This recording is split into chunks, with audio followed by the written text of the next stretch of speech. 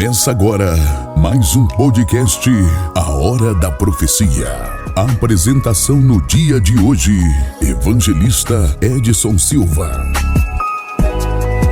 Então, um abraço, pastor Carlos Cardoso, sua esposa irmã Raquel, e a todos os seguidores da live. Que você tenha o calor da parte de Deus na sua vida no dia de hoje, que você sinta muita paz ao ouvir esta conversa e também participar dessa entrevista. Pastor Marcelo Mazepa.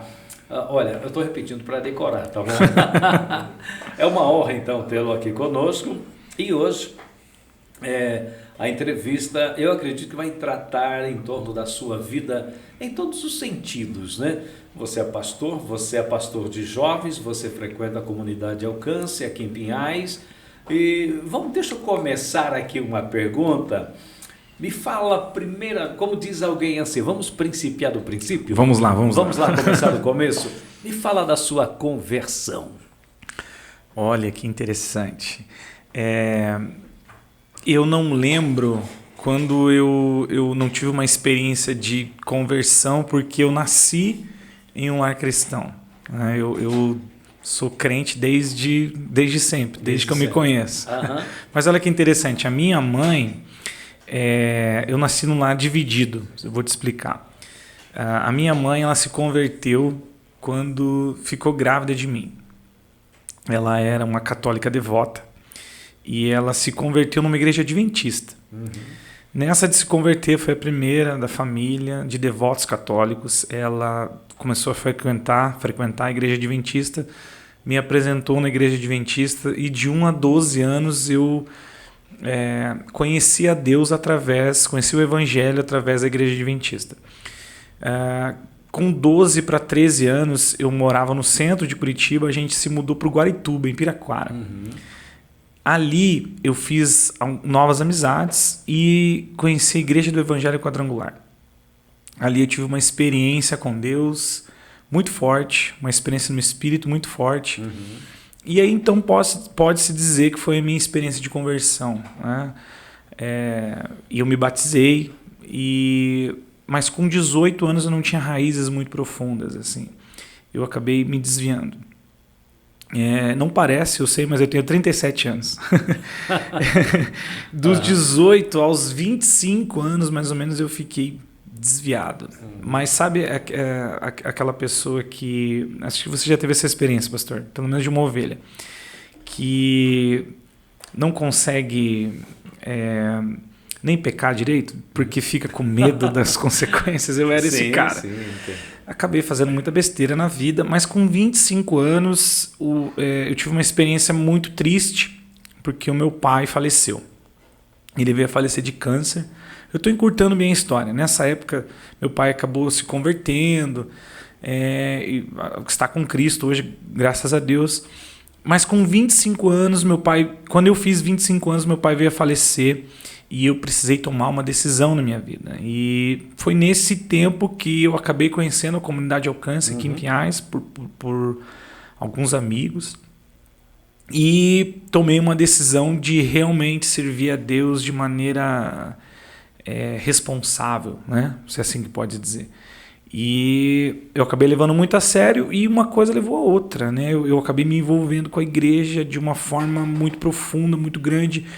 Nessa época conheci a minha esposa e a gente começou a namorar, nós noivamos na igreja e eu me envolvendo de maneira muito forte com a igreja, as coisas começaram a acontecer e eu estou até hoje, graças a Deus, servindo ao Senhor aí. E nos últimos anos eu acabei sendo consagrado pastor e estamos ali, servindo. Isso tudo iniciou ali no Guarituba. Guarituba. Em Piraquara. Nós temos Guarituba e Guabirutuba. Para quem não conhece a região aqui de Curitiba, né? Para quem não conhece, para quem está nos assistindo, a gente tem Curitiba, a região metropolitana começa em Pinhais e depois de Pinhais, Piraquara. O primeiro bairro ali de Piraquara. Sim. É o Guarituba, né? Então... O Guarituba é o próximo Jardim Holandês? Isso. Perto do Corpo de Bombeiros? Exatamente, morei bem pertinho do Corpo de Bombeiros. Ali, tua vida ministerial iniciou ali, digamos assim. Pode-se dizer que sim. Na verdade, o primeiro... Meu primeiro encontro, meu primeiro impacto com Deus foi ali. Aquela rendição naquela região. aos pés de Cristo foi ali na região na igreja do Evangelho Quadrangular, no Guaraituba. No Guarituba. Aqui à tarde eu estava no Guaraituba, Colombo, então acaba... Confunde, né? Confunde, mas tudo bem. É tudo indígena, né? O nome. As raízes eu acredito que são as essas. As raízes né? são tudo indígenas. Né? Mas dentro dessa questão da sua conversão, até você falou uma coisa bonita, né? E de fato se torna uma coisa comum no meio do povo cristão, quando alguém diz assim, eu sou crente desde pequeno, né? Você até tocou esse assunto importante, eu sou crente, nunca me vi fora, digamos, lá na tua infância, nunca você se afastou da igreja? Nunca tive uma experiência de... Sabe aquela experiência que as pessoas dizem assim, eu encontrei Jesus, eu nunca conheci e de repente eu conheci Jesus. Não, eu cresci sabendo quem era Jesus. Perdão. Eu conheci sabendo os valores do Evangelho. Sim, você estava totalmente informado, né? Sim. Mas sim. dentro disso aí alguém, até um antigo adágio, né? Deus não tem neto, né? Deus ele tem filhos. Exato. E de fato mas eu sou filho de crente. Ok, é uma expressão popular no nosso meio. Eu sou filho de crente. Ok, é filho de crente. Mas é crente de fato?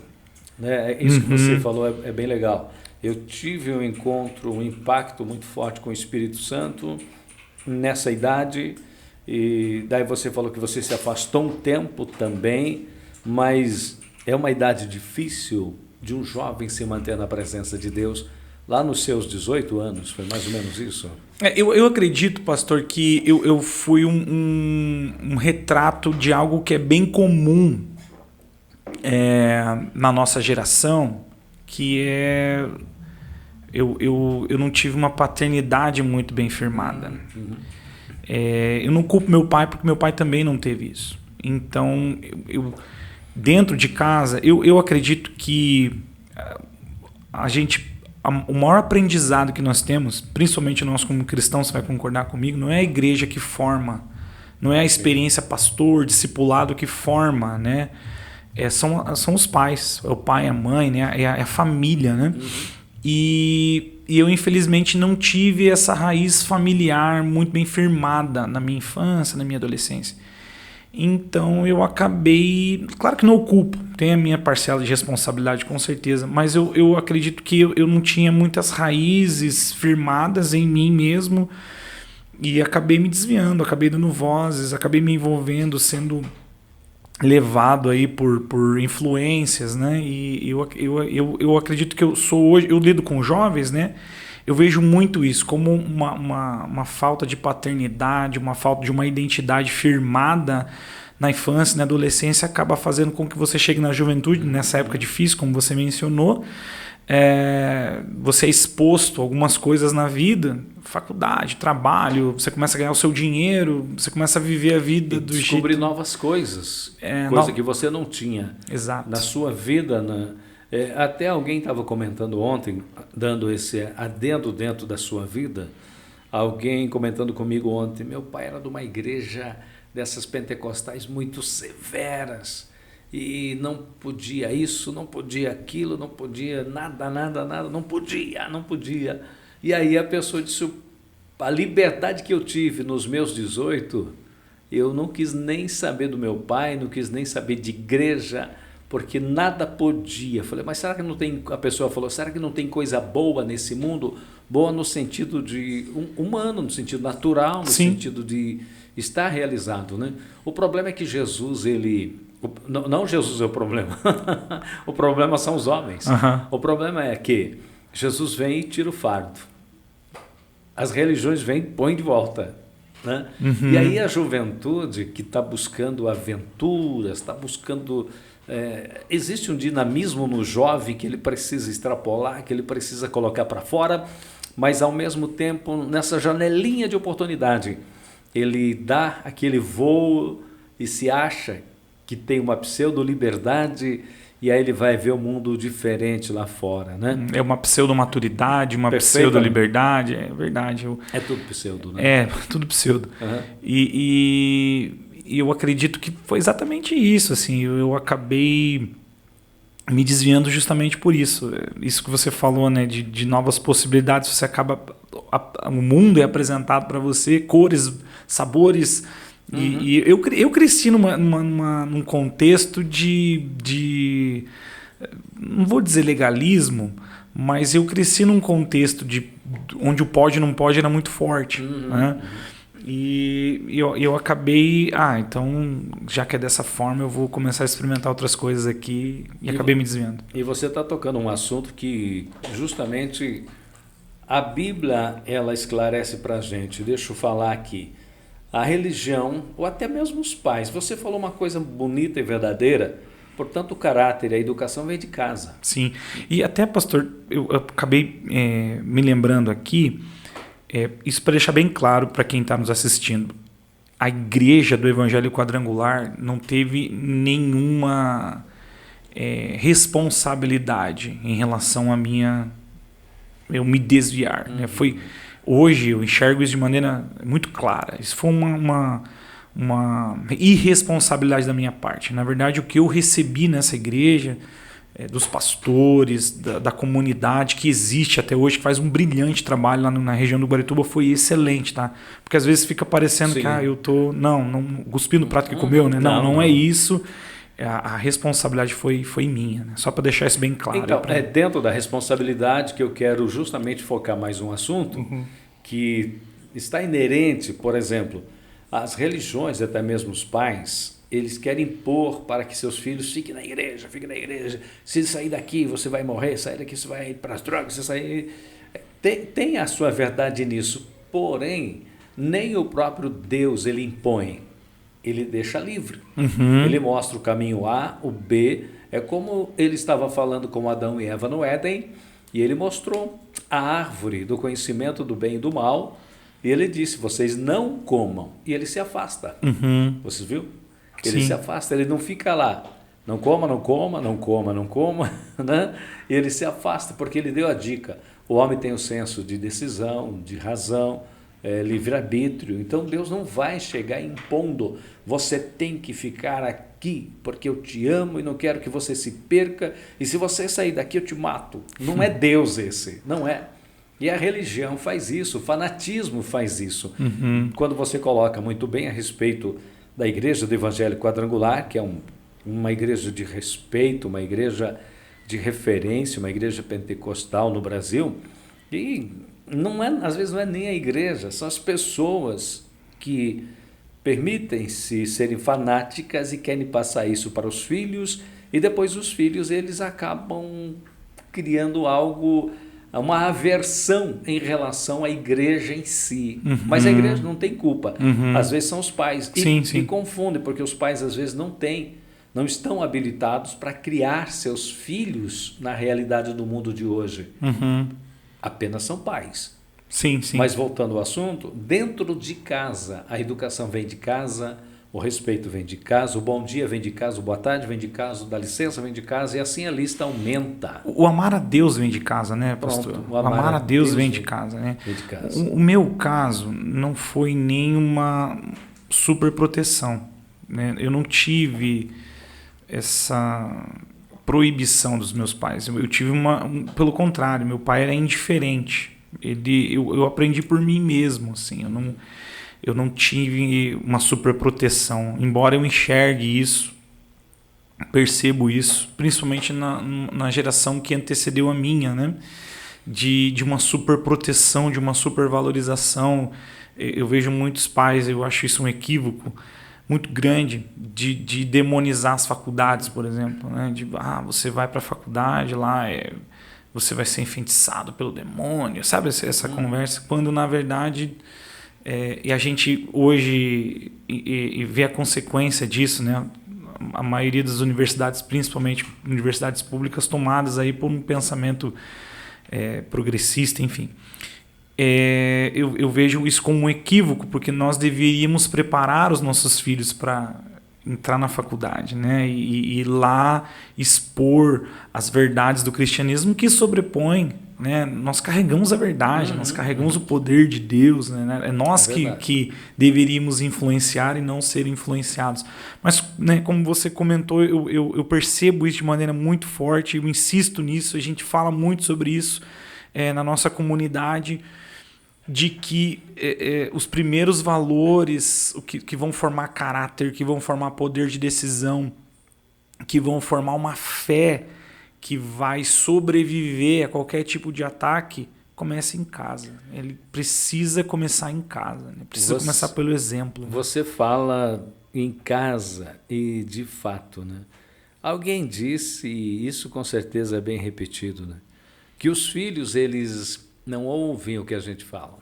Eles ouvem o que a gente faz. O que a gente faz fala muito mais do que só falar. Perfeitamente. E é assim o que acontece.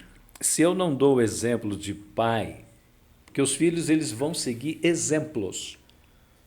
O exemplo que eu der, o meu filho pode não seguir amanhã, mas lá na idade dele de adulto, talvez quando ele tiver um filho, ele vai olhar o passado dele, vai lembrar de tudo quanto o pai principalmente porque eu diria assim, o pai é referência para o filho e a mãe é referência para a filha. Vão seguir suas vidas quando casarem. E aí o que acontece? Às vezes os pais estão perdendo a batalha hoje para a tecnologia. O filho se acalma quando tem o celular na mão. O filho de 1 ano, 2 aninhos, se acalma quando tem o celular na mão. E aí o pai descobriu que ali o sonífero dele, e está errado, o filho precisa ouvir um não do pai.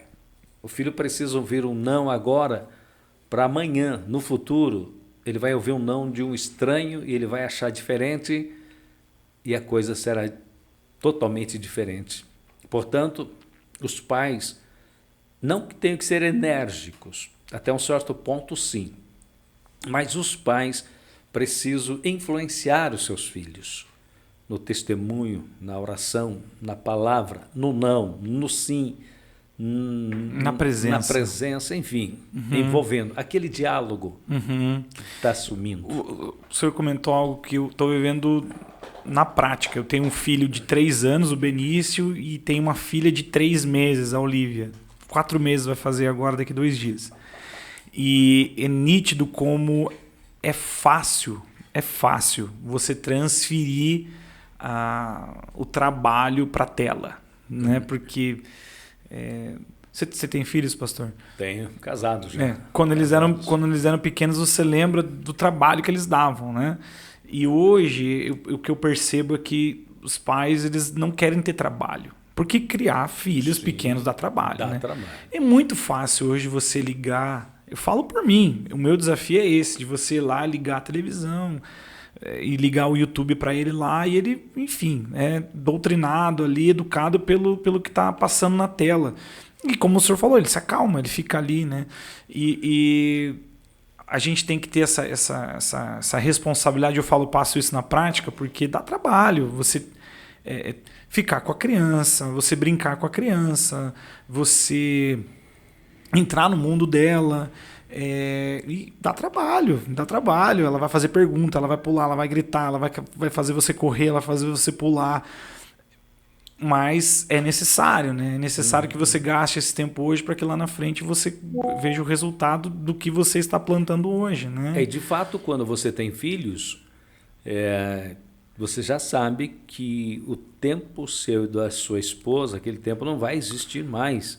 Você tem que compartilhar o tempo agora com os filhos. Mudou completamente, né? E realmente a referência agora são eles. Sim, né? sim. O momento é eles, a alegria é eles, o tempo é deles. Né? A fase é para eles. A fase é para eles. E aí, esse momento, quando a Bíblia diz assim, ensina a criança no caminho que deve andar, e depois, quando ele crescer, não vai se desviar. O ensinar não é só dizer assim, filho, estude, filho, vá para a igreja, filho, vá para a escola. O ensinar nesse sentido quer dizer, eu sou o professor. Sim, olha o que eu estou fazendo. Exatamente. Eu sou o professor. Não é o pastor que é professor, não é o professor que é o teu professor. Eu sou o teu professor. O provérbio diz no caminho, né? Não o caminho, é no caminho. Então vamos juntos aqui, vamos trilhar juntos. Né? Você falou de filhos, né? Fala da esposa, tempo de casados. Fica à vontade, por favor. Respira fundo, fala assim, love, love, love. Só love, só love. E manda ver. Eu gosto de dizer, sem sombra de dúvidas, que tudo que eu tenho hoje, em relação à vida, ministério, tudo, veio porque eu conhecia minha esposa. Eu conhecia e é como se ela me ajudasse a encontrar um eixo para a minha vida.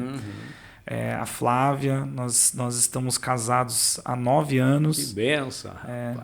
Ano que vem vamos completar 10 anos de casado. Já estamos namorando há 12. E eu conheci ela na igreja. Eu conheci ela servindo. Ela é linda, maravilhosa. Ela era do louvor. Lá na Quadrangular? Não. Aqui na Alcance Pinhais. Eu conheci ela ali. E a gente fez uma amizade e as coisas elas aconteceram de maneira muito pura, de maneira muito bonita. A gente tem um testemunho maravilhoso em relação ao nosso relacionamento. Eu gosto de dizer, pastor, que Deus foi muito bom comigo. Muito bom mesmo, porque Ele permitiu que eu fizesse parte da vida da Flávia, a Flávia fizesse parte da minha vida, porque ela fez tudo certinho, assim, sabe? A pessoa que não se desviou, eu fui o primeiro namorado, o primeiro beijo, então foi tudo muito bonito, assim.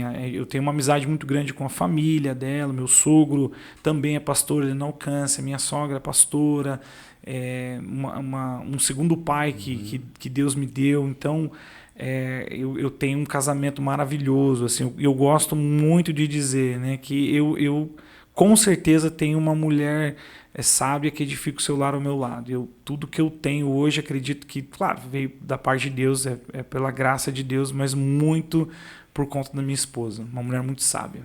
Eu quero fazer mais uma pergunta dentro da questão casamento. Claro. Mas antes eu quero, mais uma vez, dizer aos seguidores do pastor Carlos Cardoso, a Hora da Profecia, estamos fazendo uma entrevista maravilhosa com o pastor Marcelo Mazepa. Pastor Marcelo, ele é líder de jovens, ou pastor de jovens da comunidade Alcance aqui em Pinhais. E eu confesso, prazer conhecê-lo, né? Todo meu, pastor. Não o conhecia. É uma honra muito grande poder entrevistar e conhecer um pouquinho da sua vida. E certamente através do seu testemunho, através da sua vida, muitas pessoas serão tocadas, serão alcançadas pelo poder de Deus, né, glória querido? A Deus, glória a Deus. Mas falando de casamento maravilhoso, é bem certo que os casamentos têm a sua sopa, seus altos e baixos. Com né? certeza. Por isso que fica maravilhoso. Faz parte, né, do ser maravilhoso. Né? Assim, não nos programamos, mas eu queria que você olhasse para essa câmera depois e desse um conselho aos casais que estão iniciando, que estão tendo dificuldades, apesar que você é pastor de jovens, mas certamente tem jovens casados com também certeza. lá. Desse um conselho para os casais que estão assim, de repente com o casamento meio murcho, precisando de um upzinho, alguma coisa. Você fará isso para nós? Claro. Fique à vontade, pastor. Com certeza. Diga alguma coisa a respeito de melhorar a relação, o casamento. Olha, a gente pode dizer, gente, que existem várias fases, né? O casamento ele passa por várias fases. Mas eu acho que uma coisa que ajuda em toda e qualquer fase, o pastor vai concordar comigo, e é algo que se vocês... Vamos dizer que eu estou falando aqui para novos casados, né, para jovens casais. Se vocês entenderem isso hoje, vai ficar mais fácil das coisas desenrolarem. Eu, graças a Deus, entendi isso desde sempre. Assim, diálogo. É muito importante ter a relação, manter diálogo. E quando eu digo diálogo, é você abrir espaço para que o seu cônjuge expresse aquilo que ele está sentindo. Ele fale, ele diga como ele se sente, ele diga o que acha. Por que eu digo isso? Quando nós nos casamos, a gente vem de mundos diferentes. Né? Eu carrego um mundo nas minhas costas, toda uma educação, toda uma formação, uma cosmovisão, uma visão de mundo, e minha esposa veio com uma outra história de vida, né? uma outra educação, uma outra forma de enxergar a vida. E, de repente, essas duas pessoas se apaixonam, decidem aí viver juntas, casar, e vocês vão concordar que Muitas vezes a nossa paixão ela acaba cegando muitas coisas, muitos problemas, muitas coisas que estão evidentes ali, a gente acaba não vendo. Mas vamos dizer que a gente está falando num contexto cristão aqui, né? A gente chega então para a relação com muitas verdades, com muitas coisas, e tudo isso se colide. Então, se não tem espaço para o diálogo dentro da relação, a gente vai entulhando coisas dentro da gente, vai entulhando, isso vai virando mágoa, isso vai virando ressentimento, e se não há espaço para você pôr isso para fora de uma maneira saudável, respeitosa, com certeza lá na frente isso vai virar tipo uma bomba, né? E a hora que explodir, não vai dar bom, não vai dar legal, né? Então eu acho que em primeiro lugar o diálogo é muito importante. E uma segunda coisa que eu sempre falo, inclusive nos meus atendimentos, eu vou tentar ser bem compreensivo agora. Quando a gente faz os votos diante do pastor, de quem está celebrando o nosso casamento, geralmente a gente faz algo e a gente não lembra do que prometeu. Né? Eu costumo dizer, sempre lembre daquilo que você prometeu para sua esposa, sempre lembre daquilo que você prometeu para o seu esposo. Por quê? Porque isso vai te proteger, vai te ajudar. O que eu falo para minha esposa nos atendimentos, né? O que eu falei para minha esposa que sempre me ajuda. O meu compromisso com a Flávia, com a minha esposa, eu lembro nos meus votos, é de amar a Flávia como o Senhor Jesus amou a igreja. Esse é o meu compromisso com ela. O meu compromisso independe do meu nível de chateação com a Flávia. Porque vai ter dias que eu vou me chatear, sem obviamente. dúvida. Que ela vai me chatear, que eu não vou gostar nada do que ela fez. E ela, obviamente, não vai gostar das coisas que eu fizer. Mas o meu compromisso em amar ela vem antes de qualquer coisa. E o compromisso dela em me respeitar, porque esse foi o compromisso de votos dela, o meu compromisso é te respeitar, né? Ser submissa a você como a igreja é a Cristo. Então a gente tem esse compromisso antes de qualquer coisa. A gente se lembra desses compromissos na discussão. Então eu estou discutindo com ela aqui, é um problema, a gente vai discutir, vai se chatear um com o outro, mas eu coloco esse problema numa caixa. E o que está acima de todo e qualquer problema é o fato de que eu amo ela como Jesus Cristo amou a igreja. Por que eu estou dizendo isso, gente? Porque você, a sua esposa, o seu marido, vocês não são o problema que vocês têm. O problema está ali, vocês precisam lidar com ele, mas a relação do casamento, ela é baseada em valores muito maiores. Ela é baseada em valores, em princípios que são imutáveis. Né? E quando você se lembra disso, você trata o problema como problema. Né? Você respeita a sua esposa, você respeita o seu marido, você sabe que a relação que vocês têm ela é maior que o problema de vocês. De repente vocês não vão resolver o problema agora, isso não quer dizer que vocês vão dormir abraçados, beleza, tá tudo bem. Não, às vezes leva tempo para resolver um problema, né?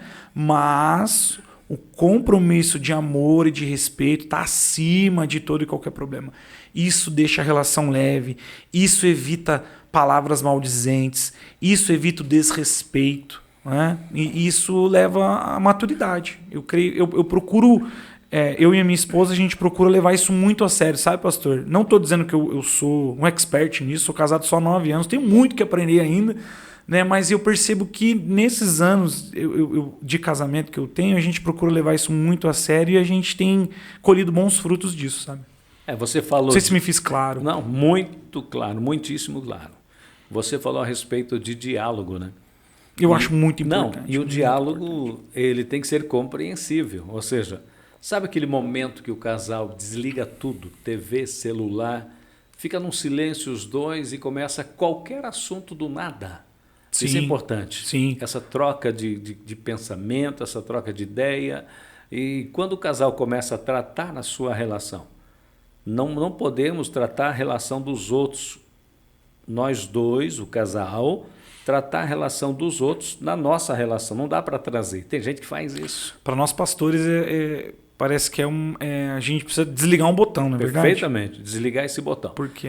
Então, esse momento do diálogo, dentro do diálogo, a conversa franca, o confronto, não o confronto agressivo, mas o confronto agradável, o confronto sincero, né?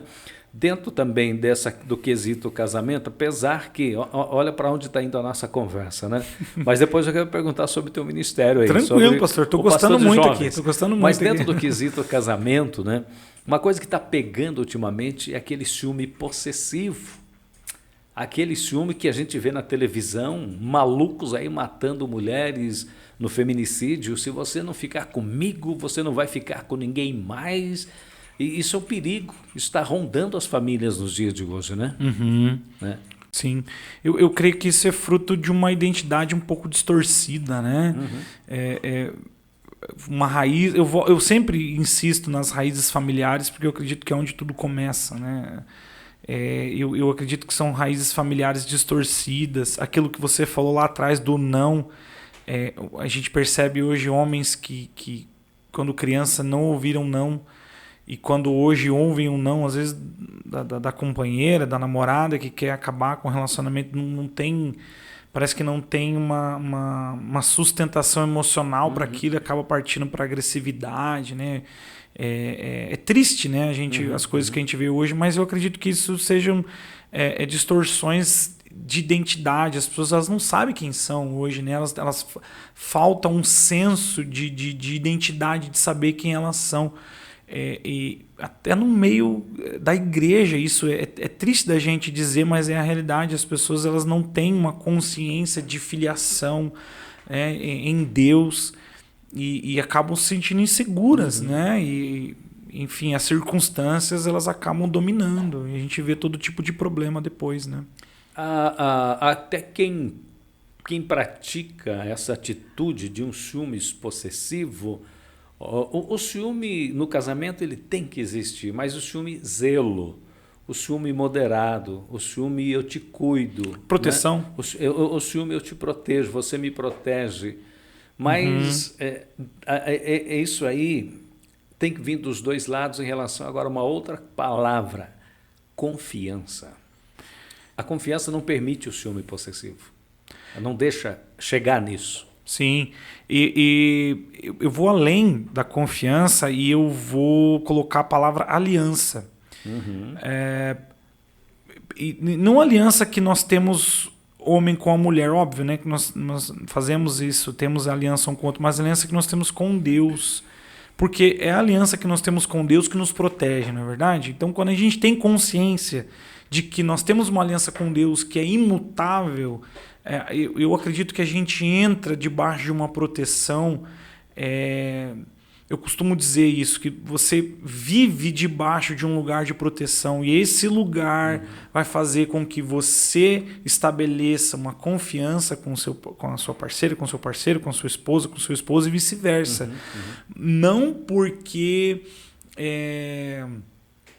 não estamos suscetíveis a erros, mas porque nós servimos a um Deus que não muda. E esse Deus nos dá condições para sermos confiáveis e confiarmos, né? Então, eu acredito que o senhor tocou a confiança, para mim é um princípio para qualquer tipo de relacionamento, mas para o casamento isso precisa estar muito claro, né? Quais são as bases da confiança? Por que eu confio em você? Por que você deve confiar em mim?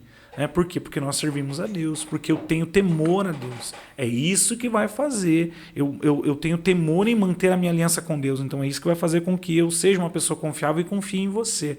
E isso é fruto de uma identidade formada, de quem se conhece e quem conhece a Deus. Então falta um pouco isso para as pessoas. Isso a gente vê essas distorções, ciúmes. O apóstolo Paulo, 1 Coríntios capítulo 13, ele traz a relação referente do amor, da caridade. E esse amor, a bem verdade, que ele não fala apenas do amor marido e mulher, do amor, digamos, o eros, aquele amor íntimo, né? Aquele amor sexual. Mas ali está falando justamente, claro que ele está falando a respeito da igreja, do amor referente aos irmãos, às pessoas, às convivências. Mas esse texto dá para se aplicar, sim, com certeza, no casamento. Com certeza. Né? Eu brinco muito com a minha esposa, estamos casados há 35 anos. Né? Que bênção, pastor. Uma bênção. Eu brinco muito com ela em relação, digo para ela, eu suporto você. Mas eu suporto, amor. A Bíblia diz que o amor tudo crê, tudo suporta. E brincando, claro, realmente, O amor, ele permite com que você passe dificuldades juntos, que você consiga entender o defeito do cônjuge, abraça e diz assim, vamos juntos. O amor é para isso, ele faz essa unificação do casal na dificuldade, né? Sim, e o senhor comentou algo muito importante. Isso é um compromisso que o senhor tem, independente, né, de qualquer coisa. E é isso que vai dar sustentação, né? Quando eu tenho isso como um compromisso para mim, eu entendo biblicamente, obviamente, eu entendo isso vai ser uma sustentação, vai ser uma base, né? Jesus deixa claro no final do Sermão do Monte que o sábio é aquele que constrói a sua casa na rocha, né? A rocha é o amor de Deus, a rocha é o próprio Senhor, né? A base é Cristo, né? Então quando a gente constrói, quando a gente tem esse fundamento muito bem sólido, muito bem compreendido dentro de nós, não estou falando que a gente não vai passar por problemas, muito pelo contrário, né? Jesus disse que o vento vai vir e vai balançar a casa e a sustentação que vai provar onde. E você está falando muito bem a respeito, e tem tudo a ver com família, com casamento, né? Quando Jesus diz, né, que o sábio é aquele que faz a casa na rocha, e o insensato é que faz a casa na areia. E aí os mesmos problemas que vêm para aquele que tem a casa na rocha vem para aquele que tem a casa na areia. A questão não são os problemas, a questão é a fundação. É onde você está, é onde você está fundado. Onde você está sendo construído. Exatamente. E aí eu já ministrei algumas vezes a respeito disso e perguntei para os irmãos, é fácil você construir uma casa na rocha? Na areia está aqui. Não exige de você força, uma logística dificultosa para você carregar a madeira ou tijolo, o que quer que seja, para a rocha. Para a rocha é difícil. É difícil. Para você chegar lá, para você terminar, talvez leve mais tempo. E para aqueles que estão apressadinhos, não, a areia aqui está rente, está fácil, eu vou fazer aqui mesmo. Né? O senhor concorda comigo que a parte dificultosa de se construir na rocha é porque é duro cavar para baixo, né? Na areia é fácil. Você vai fazer uma fundação, não requer força, né, para você fincar ali as bases. Na rocha, não. Na rocha você precisa cavar, você precisa, dói, machuca, você precisa da ferramenta correta, a ferramenta precisa estar afiada, demora, né? E muitas vezes a gente vive numa geração imediatista que quer as coisas muito rápido, né? Que quer o resultado a todo custo e vai construir na areia, porque vai parecer mais rápido, né? Sim, sim. E aí, só que o problema vai vir e vai mostrar que não era a melhor escolha. A diferença é o local, né? É onde você construiu a tua casa. A tua casa. Interessante, né? Pastor Marcelo Mazepa. Bom, eu acredito que essa parte que não estava programada nós... Gente, a gente não programou nada. Não programamos nada. Tudo no flow aqui. Você vê como Deus leva o assunto e acredito que tem pessoas aí que estão precisando ouvir uma palavra dessa, com certeza. Né? Com certeza. Mas... bati aqui, sem querer, Aládio. Bati aqui. Mas comunidade alcance. Me fala... o presidente, pastor Luciano Subirá. Carismático, teólogo, servo de Deus. Mestre, que eu gosto de ouvi-lo, inclusive. Quem não gosta, né? Pastor Marcelo Subirá. A visão da comunidade alcance em Pinhais. Pode me falar?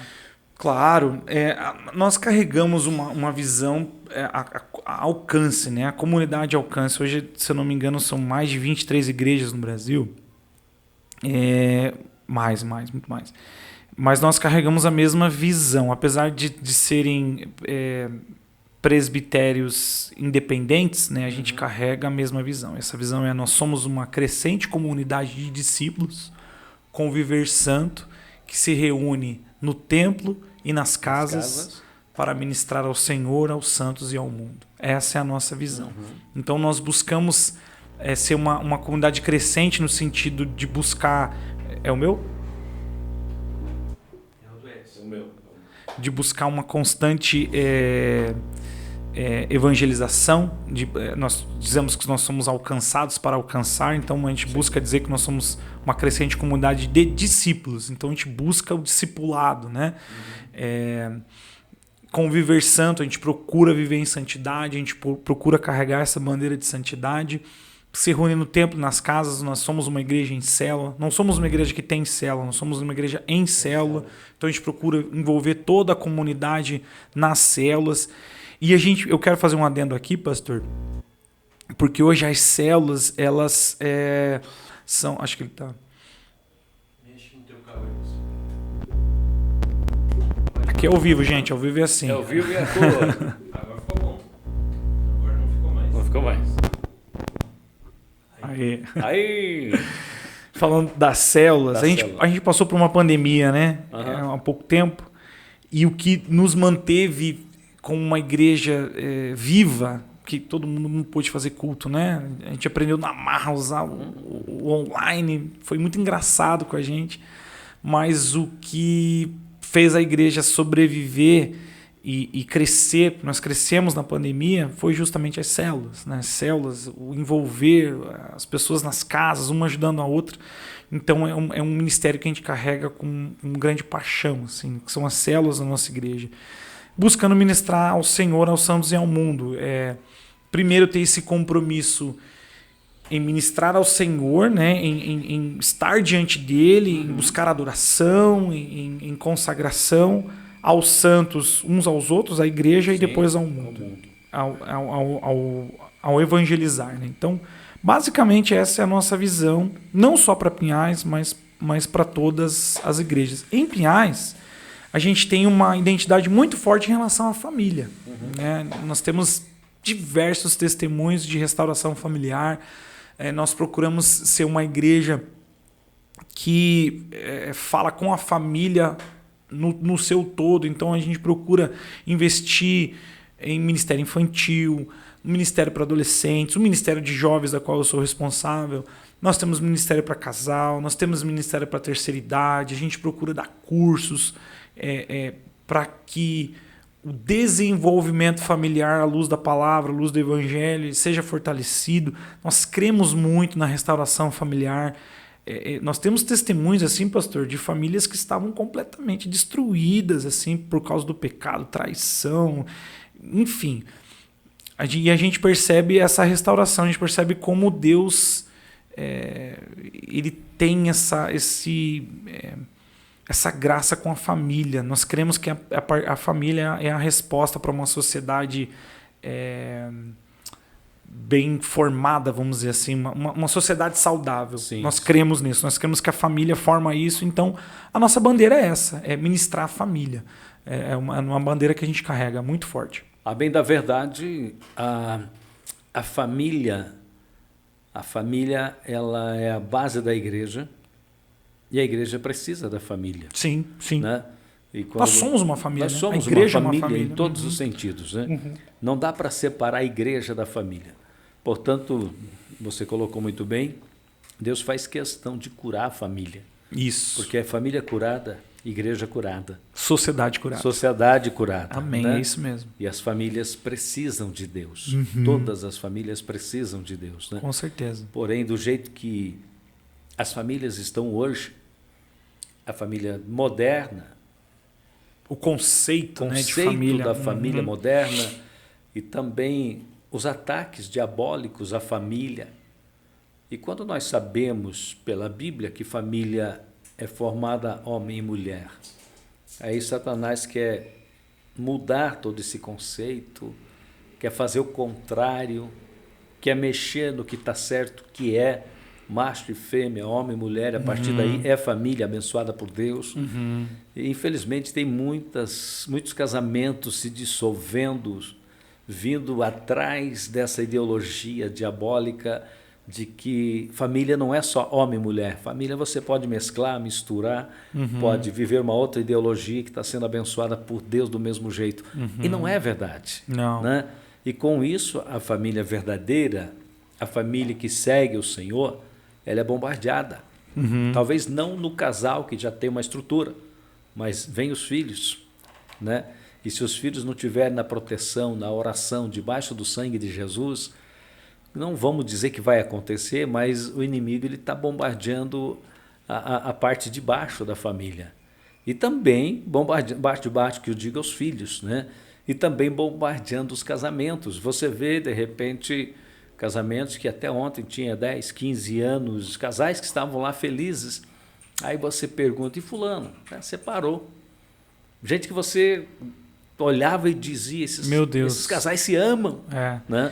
E de repente separou. Pastor, eu estava ouvindo um podcast ontem, e não era um podcast cristão, era uma de informação, né? Eu gosto muito de me informar sobre cultura, até para entender. Eu, como sou pastor de jovens, eu preciso estar atento, né? Eu preciso saber como as coisas estão acontecendo. Alguns anos atrás, o tempo para um casal se divorciar, a média era de 25 a 30 anos. E existem estudos que a média vai ser em 10 anos. Então, daqui, 15 anos, a normalização do divórcio ela já vai ser muito maior. A gente já vive dias ruins, né? Mas vai ser muito maior. Eu creio, assim, pastor, que à medida que esses dados crescem, né? À medida que essas informações elas crescem, a igreja também vai avançar, né? Então, a gente procura valorizar muito o casamento, falar muito no casamento, mas a gente sabe que essa realidade triste, como o senhor mencionou, é profetizada, né? As pessoas, a carta de Paulo ao Timóteo vai dizer que as pessoas elas vão fazer coceira nos seus ouvidos para ouvir as suas verdades, né? Sim. Então, infelizmente, é algo que muitas vezes são mentiras configuradas em verdade. Travestidas de verdade. Travestidas de verdade. A gente vai ter que lidar, acho que, com problemas maiores ainda daqui para frente, né? A gente sabe disso. Mas eu acho que à medida também que esses problemas crescem, a igreja ela sempre vai se levantar, né? Eu costumo dizer que eu sou um entusiasta da igreja. Eu amo a igreja e eu sempre vou defender essa bandeira. À medida que os problemas acontecem, eu acredito que a gente vai se levantar cada vez mais em santidade, em verdade, em amor, mas nunca se desviando dos valores, dos princípios que a gente sabe que são. A igreja do Senhor, ela sempre foi fortalecida. Ela nunca foi vencida, em nunca pancadas, em perseguições, né? Em desafios, em fogueiras, enfim. Era sempre perseguição, né? Mas até você falou a respeito do tempo do divórcio aí. Não sei se você é do tempo, mas tinha um tempo que para o casal se divorciar tinha que ter um processo do desquite. Era mais difícil, né? Era mais difícil, era mais travado. Era caro. Tinha hoje não, num clique ou num cadastrozinho. Aqui você... As pessoas elas já casam se preparando para o divórcio, não é verdade? Que está na moda, infelizmente. Infelizmente. Ou seja, essa questão de casamento com o pé atrás, de repente um acordo, união estável, alguma coisa tipo... Estamos nessa linha aqui. Vamos ver se vai dar certo. Se der certo, tudo bem. Se não der certo, cada um para o seu lado. Então, assim, já não há um comprometimento antecipado. Né? Porque ninguém casa para separar. Quando se ama, é para o resto da vida. Sim. Então, ninguém casa para separar. Mas quando vem com esse pé atrás, essa segunda intenção...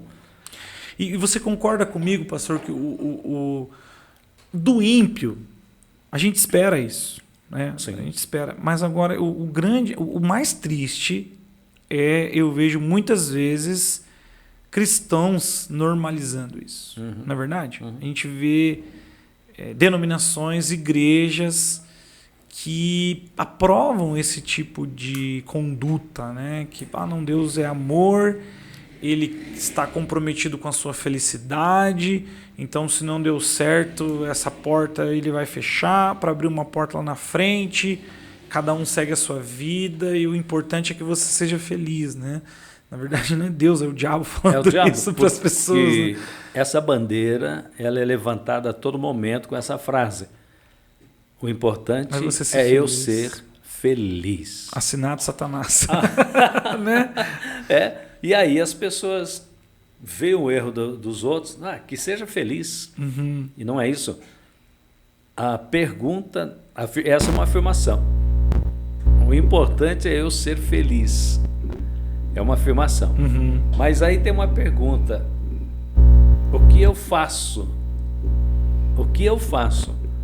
Deixa o outro feliz? Deixa Deus feliz? Eu até o conceito de felicidade nesse sentido já é errado, né? Porque é uma felicidade egoísta, né, mano? Sim. Uma felicidade que não tem propósito Pensa em si si mesmo. só, né? Não, É mas triste, né? É triste, né? Mas infelizmente é uma realidade, né, que a gente tem que lidar. Meu pastor Marcelo Mazepa, estamos aí na reta final da conversa. Que pena, que é bom durar pouco, né? Eu nem percebi que Não percebeu, mas não se preocupa, nada corrido aqui, não. Tá? Que bom.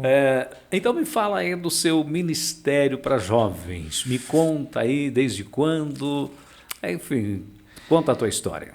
Eu sou jovem de mente. Eu acho que eu vou ser eternamente jovem. Que né? bom. Na verdade é isso, né? Não é a idade, não né? é a idade. É a mente, a alma, né? Eu gosto de falar para a nova geração, eu gosto de conversar com a nova geração, de saber as dores. Se identifica muito. Me identifico. Que bom. Então, assim, eu sempre, ministerialmente falando, eu sempre estive envolvido com o Ministério de Jovens. Aqui na Alcance, meu primeiro ministério como pastor, na verdade, foi um ministério infantil, pastor Edson. Eu era consultor comercial numa empresa e a demanda ministerial era muito grande. Eu acabei a convite do meu pastor Milton, até se estiver nos assistindo, um grande abraço, meu pastorzão, pastor Milton, nos fez o convite para mim e para minha esposa assumir o ministério infantil. A gente assumiu ainda no mercado de trabalho. Eu trabalhava no pastor bivocacionado, né? Nem era pastor, na verdade, quando assumi o ministério infantil. E acabei sendo consagrado e era o pastor do ministério infantil. Fui pastor de crianças por 7 anos. E aí a gente fez outras coisas na igreja, ministério de louvor, acabou ajudando. E por algumas circunstâncias eu acabei assumindo o ministério de jovens. Isso vai já fazer 6 anos, eu acho.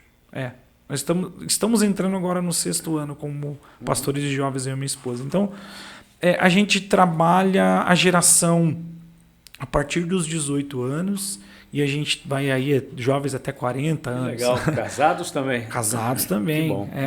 A gente percebe aí a maioria entre os seus 18 e 25 anos, naquela idade de faculdade, do namoro, do noivado. Já fiz muito casamento, para a glória de Deus, desses jovens aí. Esse ano tem mais uns 3 para fazer. Então, é essa fase. 18 a 25 anos o qual a gente lida mais. Jovens em idade de faculdade, idade de mercado de trabalho. Na região de Pinhais a gente percebe isso bem forte, né? Então eu trabalho com essa idade, com esse tipo de público. E é uma alegria para mim, ter uma satisfação muito grande de estar envolvido com os jovens. Colocando eles a trabalhar. Sim. A força de trabalho da igreja, de qualquer igreja, né? São os jovens que arregaçam as mangas. O pulmão da igreja. E outra, os jovens estão esperando o comando. Sim. Porque eles têm todo o gás, toda a dinâmica, toda a inteligência. Então, o ditado, né? Eu diria assim, faca nos dentes, sangue nos olhos. Faca na bota. Faca na bota. Manda aí que eu faço. Não tem tempo ruim. Não tem tempo ruim, né? A gente percebe isso. Graças a Deus, a nossa igreja, meu pastor é um pastor que valoriza muito a juventude, a nova geração. Que legal. Me trouxe muito jovem para o ministério, esse é um grande exemplo disso. Então, a gente percebe, a gente valoriza, investe na nova geração, a gente gosta disso. E estamos aí, né? A gente tem, dentro do ministério, a gente fala para universitários, a gente gosta muito de falar para universitários, fala muito para jovens casais também. Então, é um ministério bem ativo na nossa igreja, graças a Deus. Que benção, que benção. Quero ainda conhecer a igreja. Com certeza. Fica aqui o convite já, pastor. Está pertinho, vai ser uma honra. Com certeza. Estar com vocês lá, né? Com certeza. Então vai o meu abraço, pastor Milton, né? Milton Mário da Silva. Mário da Silva. Pastor Milton Mário da Silva, um grande abraço aqui do podcast, da live, A Hora da Profecia. Deus abençoe. A pastora Viviane, sua esposa. E a pastora também. Viviane também, a sua esposa e toda a sua família. Deus abençoe grandemente. Mas, pastor Marcelo, nosso horário está encerrando agora de verdade, hein? Agora eu vi aqui que já... Não, tranquilo. Eu gostaria que você deixasse as suas considerações finais e abençoasse esse povo que está vendo a gente com uma oração, sendo direcionado por Deus. Fique à vontade, por favor. Amém. Pastor Edson Silva, quero agradecer. Eu que agradeço, uma honra estar aqui, foi muito bom, eu gosto muito dessa experiência de conversar, ainda mais, gente, não foi nada combinado aqui, o papo foi fluindo, foi bem legal, foi bem gostoso. Legal, que bom. E eu quero dizer para você que está nos assistindo, muito obrigado aí pela sua audiência, também por esse canal. Enquanto conversamos aqui, eu creio também que tudo que falamos aqui foi para abençoar a vida de quem está assistindo. E eu acho que as minhas últimas palavras é o que eu tenho percebido da igreja, do que Deus está fazendo, do que Deus está movendo. Eu creio que nós estamos à beira de um grande avivamento, eu creio que nós estamos à beira de um derramar do Espírito, e uma das orações que eu faço é: Deus, eu quero sempre fazer parte disso, eu quero estar onde o Senhor está, eu quero fazer parte daquilo que o Senhor está fazendo. Então, o meu convite para você que está nos assistindo queira fazer parte do que Deus está fazendo, queira estar onde Deus está. Você não precisa ser um pastor para isso, você não precisa ter um cargo na igreja para fazer isso, muito pelo contrário, a porcentagem daqueles que Deus traz para esse lugar é muito menor do que aquela porcentagem que Deus vai usar em outros lugares. Então, aonde você está, no seu trabalho, na sua faculdade, na sua casa, sendo mãe, sendo pai, sendo profissional, fazendo o que você está fazendo, Deus quer te usar para que a verdade venha à tona, para que o amor verdadeiro, a felicidade verdadeira, a alegria, a paz verdadeiras que só existem em Deus, elas fluam da sua vida. Pessoas precisam ouvir, pessoas precisam saber que existe uma alternativa, que existe uma escolha melhor, que existe uma circunstância melhor de vida, e isso só pode ser vivido em Deus. Deus nos chamou para novidade de vida, Ele chamou você para novidade de vida, para você experimentar das coisas excelentes dessa terra, mas se você não experimentar aqui, você vai experimentar na eternidade. Deus te chamou para isso, eu creio nisso. E o meu desejo é esse, minha oração vai nesse sentido, pastor. Quero agradecer de novo aqui o convite. Vamos orar então? Por favor. Amém. Deus querido, eu quero te agradecer, Pai, por esse tempo aqui juntos, por essa oportunidade, por essa conversa tão abençoada.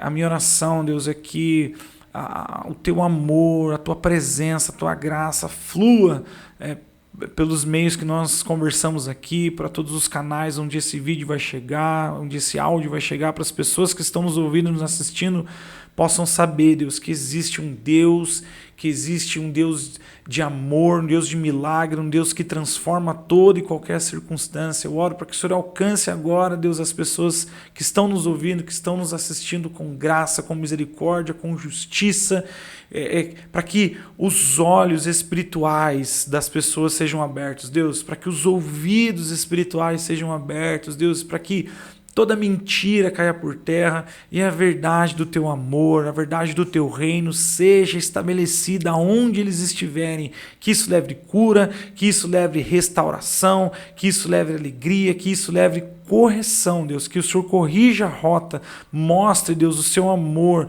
mostre, Deus, a sua vontade, porque quando estamos vivendo a sua vontade, quando estamos diante da tua vontade, todas as coisas mudam, Deus, a nossa vida é transformada e nós oramos por essa transformação a partir da tua vontade, Pai. Muito obrigado pelo que o Senhor está fazendo, pela vida do pastor Edson, que o Senhor abençoe a sua vida, a sua família, o seu ministério, a sua casa, Deus. Amém. E que prossigamos em te conhecer e te fazer conhecido, Pai, em nome de Jesus. Amém. Amém. Amém, pastor? Amém, pastor Marcelo, eu mudei a folha aqui. Pastor Marcelo, quero te cumprimentar aqui, queridão. Opa, muito obrigado. Eu que agradeço, pastor. Foi uma honra. Que Deus te abençoe muito.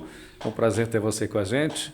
E nos veremos mais vezes aqui, quem sabe. Com certeza. Tá bom? Com certeza. Obrigado, pastor. Deus abençoe, meu querido. Obrigado, gente. Até mais. Queridos, você que está com a gente no podcast, que está nessa live, está nesse podcast, muito obrigado você que está com a gente. Tem o segundo tempo, segura aí. Eu quero falar agora com Elias Silva. Começa agora Mais um podcast, A Hora da Profecia. A apresentação no dia de hoje, Evangelista Edson Silva. Oi, gente, boa noite de novo, você que está com a gente. Estamos no segundo tempo, segunda etapa aí da nossa entrevista, e dessa vez nós vamos conversar com ele, o meu primo Elias Silva, está na tela, olha lá, atleta paralímpico de judô da ABB de Curitiba, a Associação Atlética Banco do Brasil. Isso. O Elias daqui a pouquinho vai falar. Mas antes de eu começar a entrevista com ele, eu quero falar de você, para você, melhor, de você não, né? Eu quero falar para você do Luto Araucária. Luto Araucária é um parceiro do podcast A Hora da Profecia. O Luto Araucária existe há 50 anos.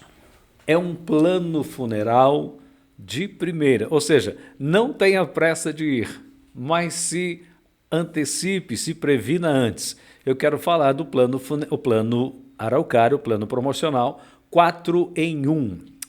Você pode contratar hoje este plano, é um plano funeral, tem direito de sepultamento, cremação e entra até pet dentro do plano funeral. Até 12 pessoas, sem grau de parentesco, sem limite de idade, carteirinha de benefícios, capela para velório, coroa de flores, kit lanche, ornamentação, transporte, urna mortuária, atendimento 24 horas. Luto Araucária. Proteja a sua família, previna-se com a sua família, para a sua família. Você pode fazer o contato hoje no 41 99648 5483. Ou então a outra opção, você pode fazer o contato no 41 98418 8681. Você fala com Douglas Leandro. Luto Araucária, tranquilizando a sua família no momento mais difícil. Tá dado o recado. E Elias Silva, tudo bem? Boa noite, como é que você está? Boa noite a todos que estão nos assistindo, nos acompanhando. Primeiramente, quero agradecer, né, pela oportunidade de estar aqui hoje. Estou um pouco nervoso, tá? Não tenho depois de uma entrevista que teve agora, né? Muito boa, a conversa muito boa. Mas desde já quero agradecer você, primo, por essa oportunidade e aos integrantes aqui, né, que estão no comando também, por essa oportunidade de hoje. Ok, eu que agradeço você ter aceitado estar conosco para esse podcast. E esse podcast tem a direção do pastor Carlos Cardoso, o nome é A Hora da Profecia. Nós temos milhares de seguidores nessa live que estão nos vendo agora ao vivo. Eu quero agradecer a você, seguidor, a você, seguidora, que acompanha o trabalho do pastor Carlos Cardoso e também a Hora da Profecia. E a Hora da Profecia, o podcast, ele não é um podcast necessariamente religioso, ele não é teológico necessariamente, mas ele é aberto a toda a sociedade, cada um com sua história, os pastores. No teu caso, você é um atleta paralímpico, né? E até o Alad fez uma brincadeira. Fez uma brincadeira contigo. O que ele disse aí? Até, inclusive, assim, esse eu levo na esportiva mesmo. Né? Isso você ouve sempre? Sempre. Porque, como a gente diz, quando a gente fica brabo, é que daí que a pessoa pega no pé da gente, né? Sim. Então, quando eu cheguei aqui, o perguntou assim, tá, mas atleta paralímpico, eu pensei se ia chegar numa cadeira de rodas. Então, mas geralmente todo mundo me pergunta, tá, mas atleta paralímpico, qual o defeito que você tem? Geralmente é assim, né? Sim. Nem o que você, qual que é o defeito que você tem? Então, eu sou atleta paralímpico porque eu tenho uma doença degenerativa, né, nos meus olhos, que se chama ceratocone. Ela está vamos dizer assim, no estágio final, vamos dizer assim, da doença. Ela não tem cura, né? Com o passar do tempo, a minha córnea do olho, ela vai ficando no formato literalmente de um cone. E isso vai me deixando, para perder a visão mesmo, né? Então, tanto que do olho esquerdo eu já não enxergo mais. Uhum. Eu já fiz transplante, né, do olho esquerdo. E do olho direito eu tenho 40% de visão com óculos, né? Então, quando eu tiro o óculos, Zero mesmo. É zero mesmo. E para quem não está habituado ao esporte, ao judô, né? O judô paralímpico ele é muito forte no Brasil. E são divididos em 3 classes, que, por exemplo, B1, na classe B1, que a classe B1 os lutadores não enxergam totalmente, né? São cegos. Usam venda? Não estão vendo. Não. Usam. Opa, acho que Sou eu. Eu falo com as mãos. Não. Eu falo com as mãos, não esquenta a cabeça, não. Tá. A minha esposa sempre fala, quando eu estou mexendo em alguma coisa, tira que ele vai derrubar. Que ele vai derrubar. Mas isso é de família, tá? Eu falo, é de família. Isso é de família. Isso é de família. E a classe B1 é o cego total, né? A classe B2 são os atletas que enxergam vultos, né? E o B3, que é o meu caso, tem percepção de visão, né? É baixa visão e tem percepção de visão quando tira o óculos, ou enfim, são divididos nessas 3 classes, né? Então, por isso que eu sou atleta paralímpico. Como você foi recepcionado carinhosamente, cadê a cadeira de roda? Claro que é brincadeira e respeito, sim. E a gente tem um carinho pelas pessoas aqui. E eu vou te falar, o Alad é assim mesmo. Tá? Não, mas é bom que já quebra o gelo, assim, Sim, sabe? Que já sempre quebra o gelo. É bom. Isso Ele é é bom. natural assim mesmo. Mas eu quero dizer para você assim, você trouxe a classificação do atleta paralímpico, no caso da visão, que é o teu caso, mas na questão dos movimentos no tatame, como é que funciona? Tem algum código com o companheiro? Boa pergunta. Tem alguma coisa? Como é que funciona isso? Isso, boa pergunta. Que no judô convencional, vamos tratar assim, no judô convencional os atletas começam numa distância, até começar a briga de pegada, que a gente fala, né, que é gola e manga e tal, até um dos atletas encaixar o golpe perfeito, né, que se chama ippon, para ganhar do outro atleta. No judô paralímpico é diferente, a gente já começa com pegada, né? A gente começa com pegada e por exemplo, hoje teve o Grand Prix lá em São Paulo, né? Que eu não pude estar lá, mas hoje teve o Grand Prix lá em São Paulo de judô.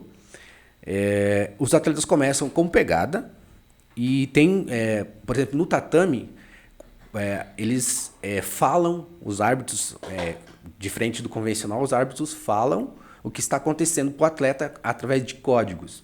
E no tatame, na borda do tatame, que a gente luta, obviamente, descalço, né? Quando a gente está saindo, tem as ranhuras, como se fosse, não vou dizer braille, mas sabe esses sinais que tem na rua, que é vermelho, que é direcionado para pessoas com deficiência visual? No tatame tem essas ranhuras, assim. Então a gente sabe, porque a gente luta dentro de um tatame, né? E a gente sabe quando está saindo fora do tatame, que é penalizado, né? Então, além disso, é mais áudio, o judô paralímpico, do que propriamente dito com mais pegada, assim, né? Então, dentro dessa questão, eu iria deixar esse assunto por último, mas que bom que nós entramos nesse assunto. Devido à brincadeirinha da cadeira de roda. Acabamos entrando, esse assunto é profundo, é interessante, porque fala de um assunto de superação. Eu vou chamar a nossa entrevista de superação, porque muita gente, não desmerecendo ninguém, né? Gente que tem um estado perfeito fisicamente, mas não procura uma atividade física, não procura desenvolver, ou outra coisa qualquer, né? A gente vê muita gente fazendo coisas que não deveria fazer, com uma perfeição fisicamente falando, enquanto você e seus colegas com essa dificuldade de visão e outras dificuldades físicas, né? Eu vejo pessoas guerreiras, pessoas indo atrás dos seus objetivos, pessoas que até então eram normais fisicamente, de repente veio uma tragédia, interrompeu, e agora a pessoa vai para o Paralímpico. Isso é maravilhoso. Eu vou te falar mais ainda. Eu sou mais fã da Olimpíada dos Paralímpicos do que dos normais, não desmerecendo. Cada um tem seu mérito, mas os Paralímpicos, eles me cativam mais quando eu vejo aquelas provas maravilhosas que eles disputam. Tanto que a superação paralímpica, como você falou, os atletas, vamos dizer assim, normais, também tem o seu treino muito pesado, né? Seu treino físico, mental, mas assim, o atleta paralímpico, ele às vezes é muito subjugado como o coitadinho, vamos dizer assim. E poucos sabem que o mesmo treinamento que os atletas que a gente tem no ABB de Curitiba fazem, que é do grupo de rendimento do sensei Alan Vieira, aqui de Curitiba, eu faço o mesmo treinamento com eles. Tá, mas é adaptado? Adaptado só a parte de randori, né, que é a luta em pé. Mas essa colocação que você falou se torna mais de superação do próprio atleta paralímpico, né? Porque aí você mistura assim, você coloca a dificuldade física já, a adaptação para o esporte e a superação de vida. Porque por trás de cada, como você citou bem, eu conheço amigos do judô paralímpico que eram normais, passaram por uma situação e perderam a visão. É diferente da pessoa que já nasce com o problema. Você nasceu com esse problema? Eu nasci com esse problema. Ele é hereditário. Né? E como é que foi a tua infância? E o que levou você para o esporte? Então, quando criança, até mandar um beijo para minha mãe e para meu pai, senão eles... até eu ia falar desse povo, mas fica à vontade, por favor. Um beijo para eles, tá? Já a gente chega no assunto, tá? Então, como que eu fui descobrir que eu tinha essa doença? Graças a Deus, assim, a gente teve uma infância humilde, né? Humilde, mas a minha mãe e meu pai nunca deixaram a gente faltar com nada em casa. São guerreiros. São guerreiros, até inclusive são cristãos também, né? E nunca deixaram a gente faltar nada em casa. E só que a gente, eu e a minha irmã, que é a minha irmã Elisane, também tem um grau assim bem elevado de visão, né? Só que o dela é mais trazido para miopia, assim, né? Então ela já fez correção dela, teve correção, né? Mas mesmo assim usava, como a gente falava antigamente, um óculos que nem esse aqui, que é o famoso fundo de garrafa. Que antes aparecia o vidrão mesmo. Né? E esse aqui ainda aparece, né? Ainda aparece, não tem como, porque não tem como diminuir mais, né? Não tem como diminuir mais. Então, como que eu fui descobrir? Quando eu consegui o emprego e comecei a trabalhar para pagar, para ver o que tinha, porque eu notava que quando criança sempre sentava na cadeira da frente e não enxergava ainda. Aí até o professor, o Elias, ele tem falta de atenção, ele está meio disperso. E eu não entendia, né? Até porque naquela época não tinha, fazer exames era só em São Paulo. Você tinha que viajar de São Bento para São Paulo para descobrir o que tinha. Hoje não, hoje já já tem uma forma, até na própria cidade lá de São Bento. São Bento do Sul. São Bento do Sul. E aí a gente fez uma bateria de exames, aí foi descobrir que eu tinha ceratocone. Só que o ceratocone, você consegue tratá-lo a partir vamos dizer assim, da adolescência para frente, né? E eu fui descobrir só depois dos 18 anos que eu tinha. Então já estava num grau muito avançado, que nem tratamento... Se você descobrisse antes, teria como intervir isso? Teria, não tem cura. Teria como estacionar a doença, né? Por exemplo, se ela é degenerativa. Degenerativa, teria como estacionar a doença. Por exemplo, eu não estaria usando um grau de óculos, que hoje é -8, não é nem... que nem o descanso das pessoas mais um, mais sim, 2. Sim. O meu é menos, porque já não tem mais. Não tem mais o que fazer. E aí eu fui descobrir que eu tinha essa doença e já não tinha mais. Como reverter? Como reverter. A reversão severa que teve foi a do fazer o transplante de córnea, né? E fazendo o transplante de córnea eu fiz do olho esquerdo. Né? Até que a gente ia com a minha esposa, um beijo para você também, a Mônica, minha esposa, a Alice, que deve estar assistindo, né? A minha filha Alice. A gente foi para São Paulo, ia para São Paulo com o meu pai também, né?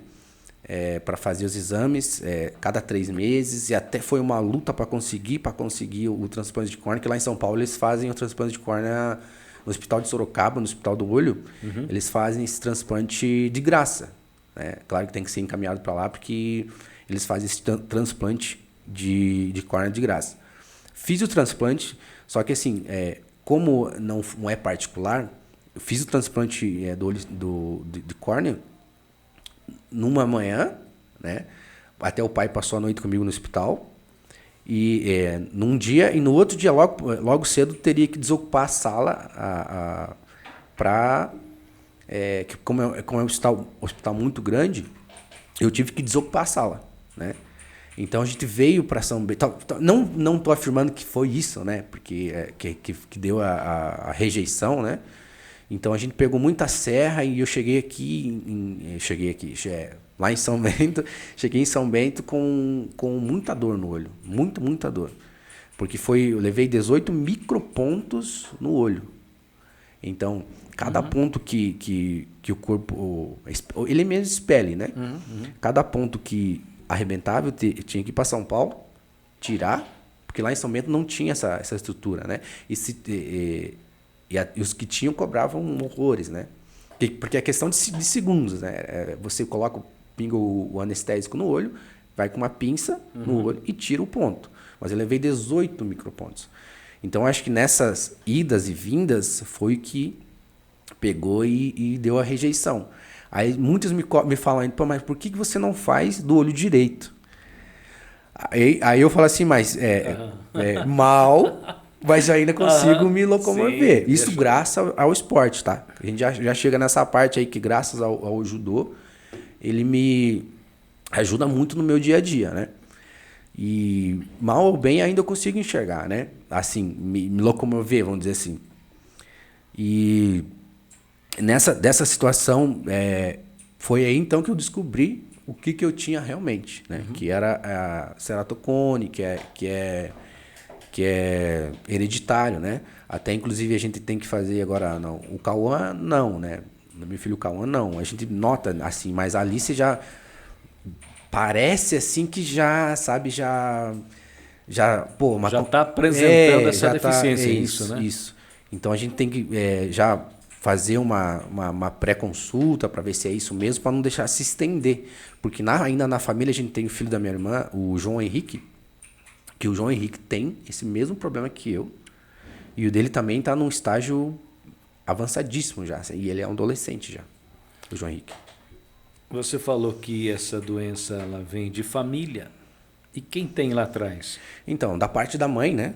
Da parte da minha mãe. Desculpa, da parte da minha mãe, a minha... Vou preparar água para você ainda? A minha avó... Deixa eu pedir água. Ô, Jean, você consegue água para nós, por gentileza? Obrigado. Da parte da minha mãe, a minha avó... Esse é o meu. Pega outro copo para ele lá, por favor. Obrigado. Obrigado. A minha falecida avó, né? A minha mãe, ela tinha essa doença, mas não era ceratocone dela, né? Por isso que ela foi, vamos dizer assim, a doença passou, mas para um outro estágio, para nós, para a geração, né? E a minha avó tinha. Minha avó já não enxergava, nos últimos dias não enxergava nada, né? Atrás do olho dela tinha que a gente fala que ela tinha uma cicatriz que não deixava ela enxergar, né? Então isso veio da minha avó, da parte da mãe, né? Entendi. Mas vamos deixar de falar um pouquinho desse problema de deficiência, que não é problema, eu diria, quando você consegue conviver com isso, você acaba sendo parceiro do problema, né? Entendendo o problema e segue em frente, a vida toca, né? Exatamente. Eu costumo dizer assim que eu tive que perder a visão do meu olho para eu enxergar a minha vida com outros olhos. Você começou a praticar o judô desde quando? Então, é até interessante essa história, porque eu faço judô até hoje por causa do Cauã, do meu filho. Sim, tá, mas por que por causa do Cauã, meu filho? Porque meu filho, quando pequeno, na escola, ele sofria muito bullying na escola, quando pequeno, né? Até que foi descoberto que a palavra bullying, né? Que é essa atiração, né? De sarro e tal. E ele sofria muito bullying. Obrigado. Sofria muito bullying quando criança, né? E eu, como leigo na época, né? Do esporte, eu vou colocar meu filho numa academia para ele se defender, literalmente se defender. Porque quando o amigo vem fazer bullying com ele, que ele não gostar, ele vai sentar-lhe a porrada dele. Essa a ideia do pai. Essa é a ideia do pai, né? Que é proteger o filho. Já que eu não posso defender quando ele não... Pode estar lá, né? Ele vai se defender sozinho. E realmente foi. Ele começou a fazer judô lá em São Bento do Sul. Só que olha que engraçado. Em vez dele... quando ele teve a primeira competição dele, eu falei, não, filho, agora sim. Agora quando os seus amigos virem fazer alguma gracinha com você, você vai pegar eles e vai fazer o golpe do judô. Né? Ele olhou bem para mim assim, eu lembro até hoje que ele era bem pequenininho, bem pequenininho, ele falou assim, não, ó, pai, agora, quando os meus colegas virem para mim falar uma coisa que eu não gosto, eu vou parar e falar para ele assim, não, você para, porque eu não tô gostando disso que você está fazendo comigo. Então, o que o esporte fez? O que o judô fez? Deu mais confiança para ele. Ele, de uma criança introvertida, ele se tornou uma criança mais didática. Mais esperta, mais educada. Porque é o que eu falo. Eu puxo mais pro judô, né? Mas qualquer esporte. Claro. Você coloca a criança agora, o esporte ele vai te dar para a criança, primeiro de tudo, disciplina. Primeiro de tudo é disciplina. Mas como assim a disciplina? Porque tem que ter, para você ser um bom atleta, você tem que ter disciplina. Que tipo de disciplina para as crianças? A disciplina é treino. No treino, a gente, por exemplo, assim, no treino a gente tem que fazer entradas de golpe, para fazer um movimento perfeito, até 1000 entradas, um golpe só. E no judô são vários golpes. Um golpe só tem que repetir? 1000 vezes. 1000 vezes? 1000 vezes. Para ficar perfeito? Para ficar perfeito. Mas isso aí leva tempo. E não é literalmente 1000 vezes fazer o golpe no dia 1000 vezes. Sim, no decorrer do treinamento. Então, e o judô também leva assim, muito ao respeito aos mais velhos. Né? Porque tudo que a gente aprendeu no judô é devido ao sensei Jigoro Kano, né? Então, ele deu essa percepção que os mais velhos têm que ter respeito. Tanto que os senseis são todos faixa preta, né, que passam pra gente. E isso tornou ele de uma criança, como eu falei, que não tinha opinião e estava sofrendo com bullying, para uma criança que sabe se defender, mas não na prática de derrubar o companheiro, o coleguinha, né? Inclusive, o esporte, ele não incentiva a agressão, não, né? Não. Pelo contrário, é união, né? É união? Exatamente. Eu vou fazer judô para de repente até para me defender, mas não chegar agredindo coisa assim, né? Tanto que nós praticantes do esporte de lutas, a gente é proibido de usar, a não ser em casos extremos, né?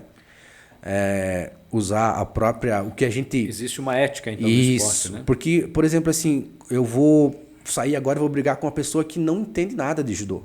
Por exemplo, eu sou muito superior a essa pessoa, porque ela não sabe cair. Sim. Porque no judô, primeiro a gente aprende a cair, para depois a gente aprender a lutar, sabe?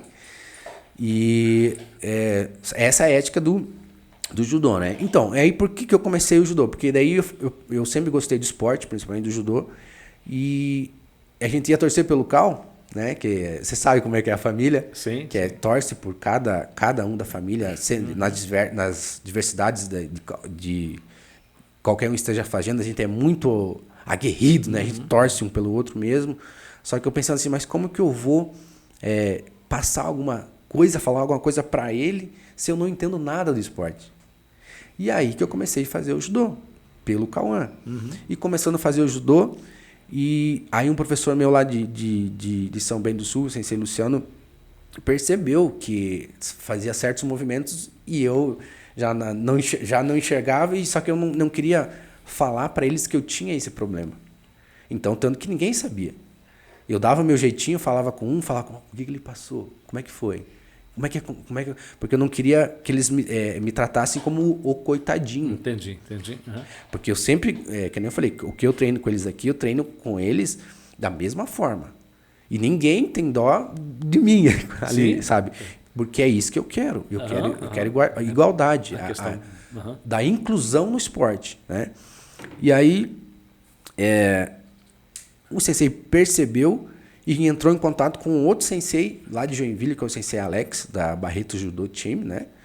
Que faz essa parte do Paralímpico, né? Até que, por exemplo, assim, é ele que me levou para o esporte, do Paralímpico, através do sensei. Então, eu faço todos os meus treinamentos de rendimento físico, e sou federado aqui pela ABB de Curitiba, né? Do sensei Alan, e vou disputar o meu Paralímpico com o sensei Alex, né? E foi por isso que eu comecei o esporte. Entrei pro Paralímpico dessa forma. Através do seu filho, né? Através do Cauã. O Cauã está com quantos anos hoje? O Cauã vai fazer 16 anos. E no caso dele, para você, na questão de idades, existe o diferencial enfim, me explica melhor. Sim, isso. sim. Por exemplo, assim, é como, principalmente na questão, assim, como que é o judô? Como que é a competição de judô? É através da idade, né? Então, eu sou sênior já, porque eu tenho 38 anos. Né? Eu sou sênior, o Cauã tem 16, então o Cauã é sub-18. Né? E o judô se divide entre categorias por peso. Né? Então, mas através, pela idade e das categorias. E o Cauã, assim, a gente se mudou para cá, já foi campeão paranaense, já está ranqueando melhor aqui no Paraná, nas competições paranaenses, né? E é dessa maneira mesmo. Vocês estão quanto tempo aqui em Curitiba? Curitiba a gente vai fazer 1 ano e 4 meses que a gente veio morar para aqui. Parece que faz mais, Parece né? que faz mais. Parece que faz mais. Mas fala para nós da família que veio de São Bento do Sul. O que trouxe vocês para Curitiba? O que fez vocês vislumbrarem uma capital? A necessidade de despontar no esporte? Enfim, fala da família que está em São Bento. Fica à vontade, por favor. O porquê que a gente veio para Curitiba, né? Através de um colega meu lá de São Bento do Sul, né? Teve um treinamento aqui em Curitiba, a gente veio pelo treinamento. Sensei Alan tem esse projeto que é a Casa dos Atletas, né? Aqui da ABB de Curitiba. Ele tinha esse projeto e apresentou pra gente, ó. A gente veio fazer o que a gente fala, o treinamento de verão aqui, né? Aqui em Curitiba, que se chama Chute Geiko, né? Que tem em janeiro sempre tem esse treinamento, que vem atletas de diversos estados aqui na ABB de Curitiba, né? Para fazer esse treinamento, onde envolve diversos sensei, diversas técnicas. A gente fica 1 semana em treinamento intensivo. Tudo que os senseis sabem, eles passam nesse treinamento. Tanto que é uma preparação para vários atletas, né, que vão disputar campeonato brasileiro, campeonato internacional. E por que a gente veio para cá? Aí, desculpa, tá. Dentro da pergunta, onde que vocês treinam aqui em Curitiba? A gente treina aqui na ABB mesmo, de Curitiba, né? Lá na ABB. Aqui na ABB. Da Vitor Ferreira do Amaral. Victor Ferreira da Amaral. É uma estrutura sensacional, a ABB de Curitiba aqui. E a gente tem um tatame próprio, né? A gente tem um time próprio também de rendimento do judô. A gente tem um treinamento desde o sub-9 até o sênior. A gente tem sub-9, sub-13, sub-18, sub-21, sênior, né? E iniciantes. Até o Sensei Alan faz esse projeto que ele se estende, né? Até no Rede Esperança, né? Que a gente tem um polo no Rede Esperança, sempre juntando a base e levando para a ABB de Curitiba, né? Que tem mais estrutura. E a gente treina... a gente tem um treinamento de rendimento, mas não quer dizer que uma pessoa que seja... agora eu quero praticar judô. Não posso ir lá? Pode, porque a gente tem judô também voltado para as pessoas que querem iniciar no esporte, né? Você está falando do esporte que realmente, eu diria que ele dignifica, que ele educa, que ele unifica. O esporte é muito bom. Aí vocês vieram de São Bento do Sul, veio você, o teu filho, na época, né? Na época veio eu, o Cauã, o Gustavo, né? São 2 Gustavos, que a gente fala o Gustavinho e o Gustavão. Os conheci. E o Gustavão. E a gente começou com 4 atletas, na casa dos atletas, que fica aqui no Capão da Embuia. Capão da Embuia, né? Um projeto do Sensei Alan, que ele mesmo que banca a casa dos atletas, né? E a gente começou ali. E disso a gente foi começando, e a gente viu que o treinamento aqui era propício para uma competição de brasileiro, para uma competição internacional, né? E a gente começou desse jeito. Então, a gente saiu de São Bento procurando alguma coisa para melhorar o que eles já tinham em potencial. Eu digo assim, eles, porque eu vim com eles, treino igual eles, mas o foco aqui sempre foi o Cauã e os atletas que estão na casa dos atletas para performance melhor em competições, né? Você está falando da Casa dos Atletas. Tivemos recentemente uma tragédia na Casa dos Atletas e agora, a questão de uma semana, essa casa, eu dei uma olhadinha agora lá, não tem nem telhado Não mais, tem né? mais, Não sobrou né? nada. Não sobrou Teve nada. um incêndio na Casa dos Atletas, que era onde vocês moravam, Isso, né? isso. E graças a Deus não aconteceu nada com ninguém. Então, graças a Deus mesmo assim, o momento que aconteceu o incêndio, né, que teve uma alta tensão lá e provocou um curto na casa, não tinha nenhum dos atletas lá, né, que estavam morando lá, que no caso são 5 atletas que estavam morando na casa, estavam todos em treinamento, né, inclusive o Cauã também, mas a casa, ela, através de um curto, ela veio a pegar fogo, né, e como a gente diz, a gente nunca está preparado para uma notícia dessa, e o CCA também, por exemplo, assim, focado em diversas coisas do clube, foi pego de surpresa, né? Até, se você me permite o gancho, Por favor. o Fique à vontade. o que aconteceu na casa? A casa pegou fogo, né? A parte de cima da casa acabou com a parte de cima estrutural da casa, tipo telhado, e onde eram os quartos dos atletas, né? Então, os atletas perderam a roupa, perderam kimono, perderam tudo, medalhas, perderam tudo. Incendiou por completo a casa? Por completo, por completo. E agora a gente está fazendo uma campanha para justamente reconstruir a casa, né? Porque como eu falei, o judô ensina a gente cair para a gente levantar e continuar seguindo. Então agora a gente levou um tombo da vida, né? A gente levou um tombo da vida, mas a gente vai se levantar de novo, como o Sensei Alan falou, a gente vai sacudir a poeira e vamos reconstruir a casa. E eu peço o gancho para quem está nos assistindo, se quiser ajudar a gente está fazendo uma rifa solidária, né? A gente através da MIT oficial, que doou 2 kimonos doou 2 kimonos para a gente rifar, né? Até depois a gente deixa o contato, quem quiser fazer a doação, a rifa custa R$10 para a gente reconstruir a casa. Inclusive, aproveite e faça a propaganda tranquilamente agora. Se deixar para depois, vai que o pessoal se arrepende. Então, pessoal, fique à vontade, deixa o contato e conta a história. Para você aí que quer ajudar a gente a reconstruir a Casa dos Atletas aqui da BB de Curitiba, a gente está fazendo uma campanha, né, para uma rifa solidária, a rifa do bem, tá? Então são 2 kimonos da MIT oficial, que a MIT doou para a gente fazer essa rifa, né? Para quem quiser, é só ir no site do Sensei Alan, né, que é alanvieira.com.br, que lá vai estar todas as informações, tem vídeo de como ficou a casa, tem o que está sendo feito, que agora os atletas foram realocados para a Rede Esperança, né, que fica ali próximo. Então, para você que sentir no coração e quiser ajudar a gente, então entre em contato até mesmo com o primo, com o pessoal daqui da produção, que eles passam o contato para vocês da rifa solidária, tá? Inclusive, você pode então passar o contato, que eu anoto aqui, vou repetir esse número, por favor. Tá, deixa eu pegar o contato aqui, que é o contato da Biana, que é a Biana que está cuidando dessa parte. Biana, né? Biana, que é a mulher do Sensei Alan, tá? Ok.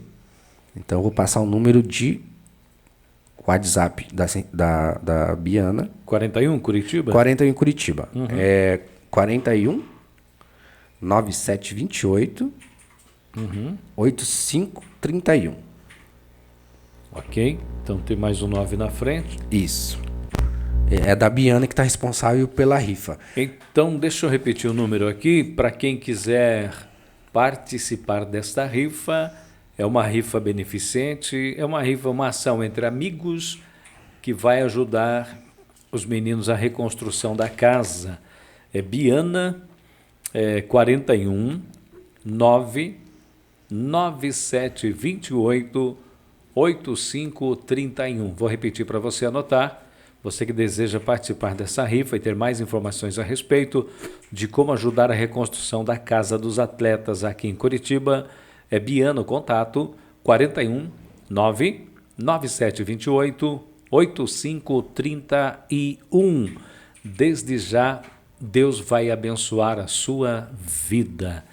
E o desafio, como é que está após o incêndio? Claro que era um conforto para vocês. E como é que é na Casa Esperança, é isso, né? Isso. Na Rede Esperança, a gente foi rapidamente, eles entraram em contato com a gente para, provisoriamente, né, a gente ficar lá com os atletas.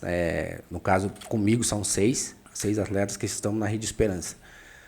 E prontamente, né, até agradeço o pessoal da Rede Esperança por ter esse prontamente cuidado com a gente lá, para relocar a gente para um lugar provisoriamente, né, até a gente reconstruir a casa dos atletas. Por isso que a gente está correndo contra o tempo, porque a Rede Esperança, assim, quando precisar do espaço, né, eles falaram assim, não, fiquem aqui, mas porque lá eles são realocados, são casas que são realocadas, né? Uhum. Por exemplo, assim, vem o pessoal missionário, o pessoal fica lá. Se chegar um pessoal missionário que já tem marcado para ficar no local, a gente tem que sair. A gente tem que sair do espaço. Porque cedeu o espaço, porque está emprestado. Porque está emprestado, exatamente. Por isso que a gente está correndo. Não sei se ela está correndo atrás, a Biana está correndo atrás. Mas dentro da rifa, ou melhor, fora a rifa, tem outras doações que vocês podem receber? Fora da rifa, a gente fez... Queimou tudo mesmo? Queimou tudo. Não sobrou nada? Não sobrou nada. Até medalha foi. Até medalha foi. A gente está aceitando doação de roupas, né? Juntamente pode entregar na Rede Esperança lá. Doação de alimentos também, né? E se você quer ajudar com o Pix Solidário, a gente também, com o mesmo número ali... Essa é Pix também? Pode entrar em contato com ela que ela passa o Pix para fazer o Pix Solidário, né?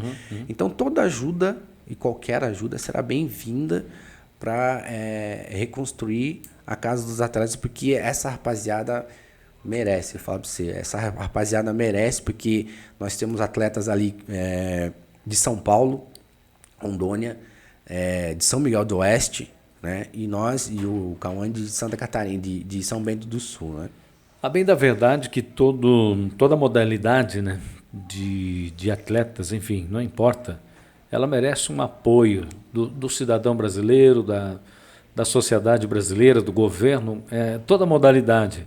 E nós vemos que no país, no Brasil, na questão de você praticar... Nós vemos isso nas Olimpíadas. Isso. Né?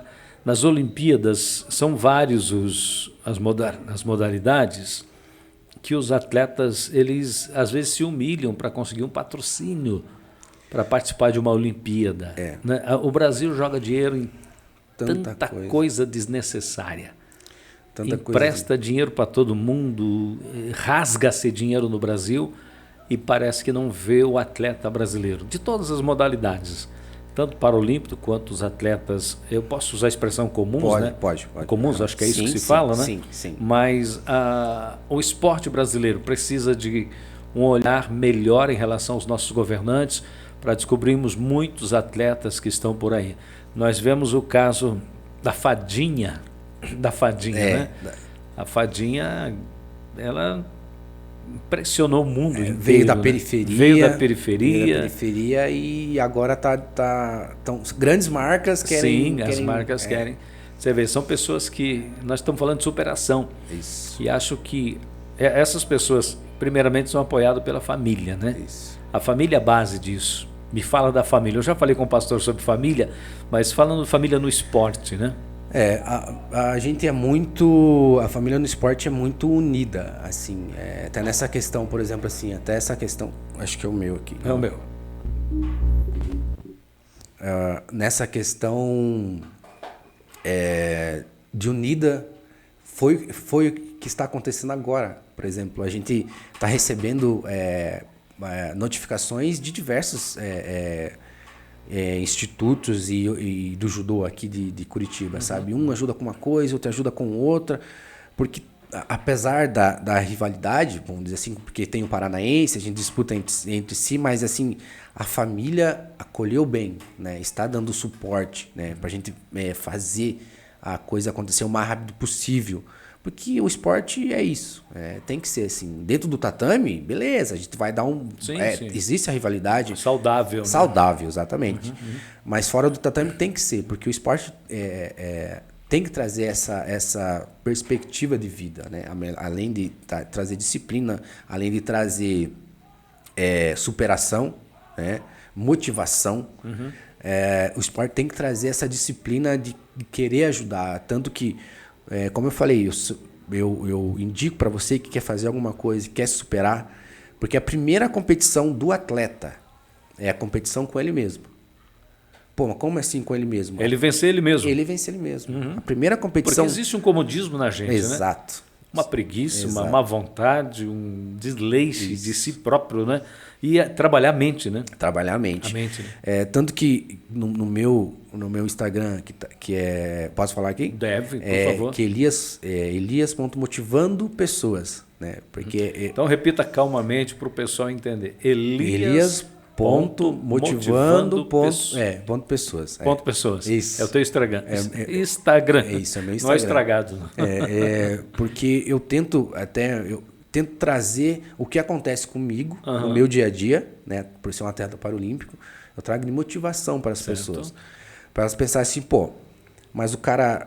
que muitos que estão assistindo a gente agora estão sabendo a minha história agora, né? Pô, mas se o cara consegue fazer isso e fazer aquilo, por que eu, sendo uma pessoa saudável, por que eu não posso ir além disso? Tanto, como eu falo, eu treino lá na BB de Curitiba, a gente tem as maiores referências de potência do judô na BB de Curitiba, eu treino igual eles. Porque qual que é o motivo de treinar igual eles? Porque se eles verem, pô, eu não vou perder para uma pessoa do Paralímpico, né? O cara tá lá, tá treinando, o cara tá erguendo peso, pô, mas eu não... E é isso que eu quero. Eu não quero...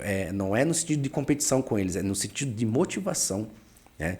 Tanto que lá... E você, nessa de treinar igual os comuns, é uma expressão minha, por favor, né? Igual os comuns, na verdade, você aprende com eles. Você chega no nível, fisicamente falando, né? Tanto que o judô da BB de Curitiba ali tem uma das referências do judô, que é o Luan Saboia, filho do sensei, que já foi disputar mundial, né? Estava na seleção brasileira. Agora temos o atleta Gustavo Milano, que está hoje, inclusive, viajando para Paris, disputar uma competição em Paris, né? E representando o Brasil e a BB de Curitiba. Já tivemos a Nicole, também atleta nossa, que foi para disputar agora o seu internacional que passou na República Tcheca. A Nicole não era de Londrina? Não. Estou confundindo. Então. A Nicole Carneiro. A Nicole Carneiro. Né, que faz parte da BB de Curitiba. Então a gente tem referências ali da potência do esporte do judô aqui de Curitiba, que fazem parte da equipe. Né? A Nicole agora também vai viajar para Portugal também, fazer uma disputa. Então, eu estou contando, agora eles estão vendo, eles vão descobrir. Você mandou para eles o link? Mandei. Estão vendo? Manda um abraço para eles aí, esse povo. Abraço para o pessoal lá da BB de Curitiba. Eu me inspiro neles. E também temos, não posso deixar de citar aqui que temos o Sensei Nether, que ele foi 3 vezes campeão mundial na categoria sênior, né, que é a última categoria do judô, o Sensei Nether. Então a gente tem várias referências que a gente se inspira e uma superação a cada dia treinar na BB de Curitiba. E aproveitando o gancho, também a gente trabalha, como eu sou paralímpico, a gente trabalha no judô de inclusão. Né? Eu sempre levanto essa bandeira. E a gente tem no Sub-9 o pequeno Davi. O Davi. Quem é o Davi? O Davi ele é um nosso futuro atleta paralímpico. O Davi ele teve um problema no olho e também perdeu a visão quando era criança já. Né? Até, Davi, estiver me escutando, Davi, eu sou muito seu fã, tá, Davi? Pela superação que ele tem. O Davi vai se tornar um grande atleta paralímpico. E ele também me motiva. Porque aí a gente percebe que o Davi é criança ainda. Né? É criança. O Davi está no sub-13. Ele. Criança. Cego total. E tá ali, cada treino tá treinando. Eles treinam de segunda a quarta, né? De segunda e quarta. Ali na BB de Curitiba. O Davi tá ali, tá treinando. E o sensei passa alguma coisa para ele e ele é impressionante. O sensei passa alguma coisa para ele falar, Davi, ó, você põe a mão aqui, põe a mão ali, agora abraça o pescoço e agora joga. Ele automaticamente já absorve. É impressionante. Mas interessante. Quantos anos tem o Davi mesmo? O Davi eu acho que deve ter de 10, de 9 a 10, eu não estou bem informado. Habituado ainda, né? Mas ele tá ali, ele tem uma energia que é incrível, assim, sabe? E até eu me inspiro nele nessa capacidade que ele tem de superação. Né? Tanto que teve uma cena assim, porque o pessoal ali não estava, os amiguinhos não estavam habituados, né, com o Paralímpico. Daí ele chegou tal, os amiguinhos não sabiam como agir. E eu, pela experiência de atleta paralímpico, já sei como conduzi-lo, né? No tatame, o que a gente faz, que é através do som, né? A gente bate palma, a gente conversa com ele mais, a gente passa posições para ele falando, né? E até teve uma situação assim que um amiguinho veio e perguntou, e olhou para ele, você não enxerga nada? Fazendo assim, né? Você não enxerga nada, eu vi não. Duvidando dele. Não enxergo nada. Ele é de nascença, né? Isso. Ele teve um problema lá, quando bebê, que ele perdeu a visão. Aí ele falou assim, não enxergo nada. Um amiguinho falou, na inocência da criança, né? Na inocência da criança, falou assim, tadinho. Ele falou assim, não, tadinho nada. Né? Mas é isso mesmo. Porque o que mais a gente quer assim, na inclusão é que a gente seja tratado como igual, não como coitadinho. Sim, sim. E aí, nesse caso, o amiguinho falou assim, ele é tal como um super-herói que é assim, assim, assim. Eu falei, pois é. E esse super-herói, o que ele faz? Ele combate os bandidos. E eu falei, mas por causa da visão dele, ele perde a força? Não, ele é até mais superior. Eu falei, exatamente, isso é o Davi. Você está falando de inclusão, né? No caso, inclusão esportiva, né? Mas faça um comentário para a gente em relação à inclusão social, a geral. Sabemos que pessoas com deficiências têm suas dificuldades, até são esquecidas pelos governos, prefeituras e até entidades, né? Isso. Comente alguma coisa a respeito. E nessa questão, assim, que às vezes assim, até se torna uma autoproteção da família. Né? Como assim? Pô, eu conheço muita gente que poderia, por exemplo, estar no meu esporte, só que os pais não deixam, e já são adultos, já não deixam, com medo que isso... Pô, não vou colocar ele lá porque ele vai se machucar. Não vou colocar ele lá porque ele vai se machucar. E a inclusão social também tem essa mística, assim, eu não vou colocar você ali... Você é o diferente. Você é o diferente. Você é o diferente. Justamente é o contrário, a gente está ali... Tudo bem, a gente tem as limitações. Tem coisas simples que hoje eu não consigo fazer. Tem coisas simples que, por exemplo, assim, eu tô olhando para você, mas não sabe, o teu rosto para mim tá borrado. É só pertinho para eu ver a feição. Essa distância já... meu rosto tá borrado. Tá borrado. Então são coisas simples assim que são dificuldades, só que a gente quer...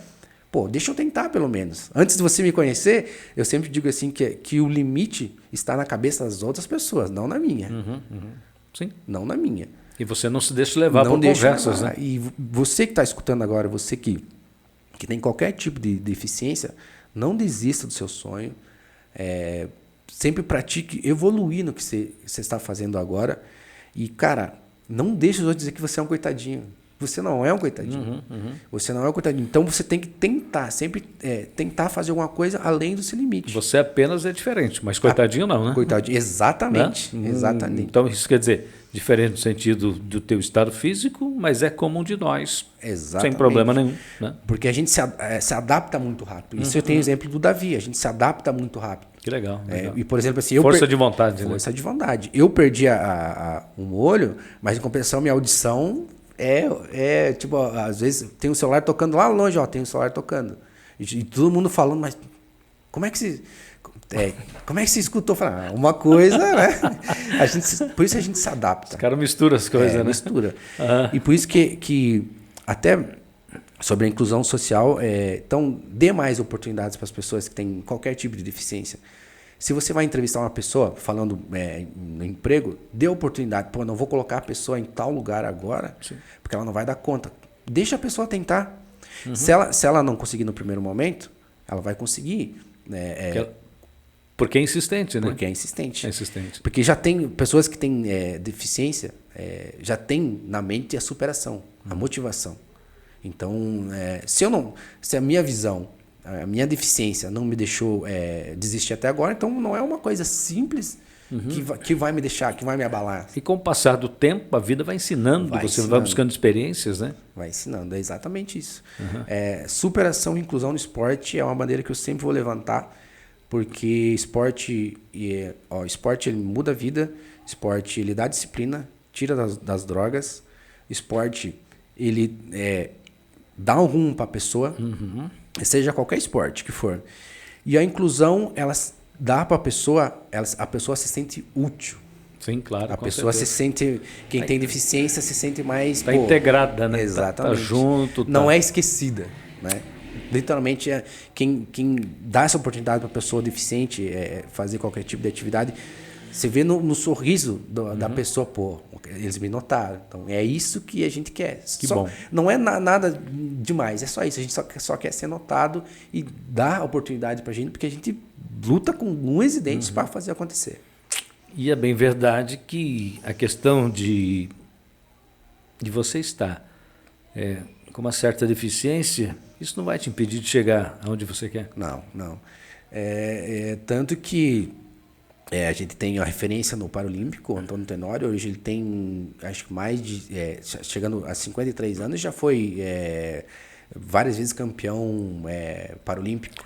Aquele menino da natação, que ele não tem um braço, eu não lembro o nome dele. Ele é Marcelo alguma coisa o nome dele.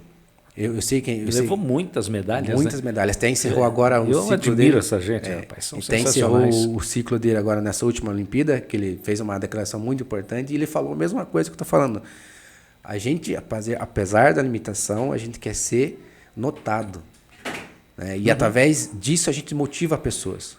Por isso que eu falo que Elias Ponto motivando pessoas, porque a motivação tira a pessoa também até dessa doença que é hoje, que é essa doença que tem essa nova geração, que é depressão, que é ansiedade. Que é como vocês estavam falando na conversa agora, que todo mundo quer imediatismo, quer para isso. É para agora, né? Eu fui, e ainda estou buscando a minha vaga na seleção brasileira paralímpica, né? Mas eu fui por 3 anos o terceiro melhor do Brasil no Paralímpico. Que legal, rapaz. E ainda busco, eu tenho esse sonho. Se você chegou ao terceiro, por que não ao primeiro? Exatamente, né? Mas é degrau por degrau. Isso que a gente aprende aqui com o Sensei Alan. É todo um processo, né? Como a periodização de treinamento. A gente treina para competição específica, né? Então, esse imediatismo de hoje acaba os adolescentes tendo depressão, ansiedade. Por isso que eu brinco com os meus sobrinhos lá em casa. Pô, cara, aí vai deixar, num termo carinhoso. Sim, lógico. Né? Sempre tem aquela brincadeira, né? Vai deixar o ceguinho tá fazendo, você não vai conseguir ultrapassar o ceguinho, sabe? Sim. Esse é o objetivo sempre de motivar pessoas, porque assim, como tem uma frase do Jigoro Kano, que eu até deixei fazer em ênfase aqui, que é assim, que é um tema do judô, né? Uma das frases deles que diz assim, quem teme perder já está vencido. Isso diz assim, que devemos sempre ser persistentes e acreditar em nosso potencial. Porque às vezes muita gente já está fazendo e já está, eu não vou conseguir. Mas se nem tentou, como que você vai estar? Já está desistindo. Já está derrotado antecipadamente, né? Não dá. E isso é para o esporte também, né? Se torna para a vida e para o esporte. Porque se eu vou lutar com um adversário que é nas competições, a gente enfrenta pessoal que já foi já viajou o mundo e é o primeiro do ranking e tal. Mas se eu entrar no tatame pensando, eu vou lutar com tal fulano, ali eu já perdi. E essa é a metodologia que eu passo para você que está assistindo agora. Então, saia da sua zona de conforto. Né? Às vezes, às vezes as pessoas planejam demais, mas não fazem. Muito projeto e pouca ação. Exatamente. Elias, estamos aí no finalzinho, então, do nosso bate-papo, do podcast A Hora da Profecia. Eu quero, mais uma vez, aqui em mãos fazer a propaganda do nosso Luto Araucária e depois eu quero que você deixe uma palavra final para os nossos seguidores da Hora da Profecia. Então, mais uma vez, eu quero dizer para você que está vendo essa live, você que é de Curitiba, região metropolitana, nós temos o plano promocional 4 em 1, Luto Araucária. Contrate hoje mesmo o plano funeral em 4 em 1, ou seja, funeral, direito de sepultamento, cremação e PET até 40 quilos. Tudo isso a partir de R$ 94,90 por mês, com direito a 12 pessoas, sem grau de parentesco, sem limite de idade e um monte de vantagens também. Você pode fazer um contato agora com a gente no 41 99648 5483. Repetindo, 41 99648 5483. Se você não tem um plano funeral, contrate urgentemente o plano funeral para você deixar ou amparar a sua família na hora mais difícil que você precisar. Repito, não tenha pressa de ir, mas se previna antes, ok? Muito obrigado. Elias, diga alguma coisa para os nossos seguidores, para o povo que está sintonizado com a gente. Primeiramente, novamente, quero agradecer você, primo, pela oportunidade. Eu que agradeço ter você aqui com a gente. Obrigado para todos que estão assistindo. Um beijo para toda a minha família, nossa família. Família Silva, em Santa Catarina. Família Silva, um abraço para vocês aí. Muito, muito obrigado pela oportunidade que a gente teve. E eu quero dizer para você que está nos ouvindo, nos assistindo nesse momento, assim, que você tem que sair da sua zona de conforto para você ter... porque muita gente diz assim, pô, esse 2023 vai ser meu ano. Esse 2023 é o meu ano. Mas vai ser esse teu ano, você vai crescer... Como que você vai crescer em 2023 se você faz as mesmas coisas? Então não tem crescimento. Não tem crescimento. Então, estagnou. Saia dessa zona de conforto. Como que eu vou ser um bom atleta, um campeão, se eu estou treinando e fazendo as mesmas coisas e não estou me desafiando no treino? Como que eu vou ser uma pessoa bom no meu trabalho se eu não vou buscar uma especialização a mais? Como que eu não vou ser uma pessoa melhor no meu relacionamento se eu não buscar, não ver aonde eu estou errando com a pessoa que me quer bem ou com a família? E você tem que sair da zona de conforto para você se superar, porque a palavra é superação. Porque quando a gente sai da zona de conforto, abre novas perspectivas da vida, né? E eu tô falando para você que está nos ouvindo que eu tô tratando você como uma pessoa forte que você é. Muitos querem que você seja uma pessoa fraquinha e dizem que você é fraquinho, mas você não é fraquinho. Levanta, reage, que você vai ver que você vai ter, vai se abrir um mundo que você não está acostumado, mas você dá conta porque você é forte. Porque toda mudança, ela gera um desconforto, né? Mas dá certo no final. Dá certo no final. Legal. Eu digo isso porque eu vejo pelos atletas da casa dos atletas. A gente saiu da zona de conforto, saiu do lar onde a gente estava, do quartinho, do conforto de casa, da comida pronta na hora, da roupa lavada. A gente saiu vou treinar ali, já volto. Pô, hoje eu não vou treinar. A gente saiu da zona de conforto. E agora teve essa situação na casa, a gente também saiu de novo da zona de conforto por essa adversidade que aconteceu na casa dos atletas, mas a gente vai se levantar de novo. A gente vai se adaptar de novo. Então, eu quero dizer para vocês, saia da zona de conforto, porque você não vai se arrepender. Ok, então, Elias, obrigado pelas suas palavras. Quero reforçar, então, Elias, ele é um atleta paralímpico de judô da Associação Atlética Banco do Brasil de Curitiba. E quero dizer para você que o Elias também está buscando recursos em relação ao incêndio que houve na Casa dos Atletas. Você que deseja ajudar através de uma rifa, fala com Biana, 41 é o código de área de Curitiba, 99728-8531. Então, mais uma vez, os meus agradecimentos. Eu que agradeço. A você que acompanhou a gente no podcast. Para você, um grande abraço, uma boa noite. Que Deus fique com você, te abençoe em tudo, você e toda a sua família. E também vai um abraço do pastor Carlos Cardoso. A você, a Ládio Camargo, mandando um abração também. E o Jean, Um abraço a você que está com a gente e acompanhou essas 2 entrevistas maravilhosas no dia de hoje. Querendo Deus, quarta-feira que vem tem mais. E você fique sintonizado com a gente. Você que esteve com a gente, um abraço, que Deus abençoe grandemente a sua vida.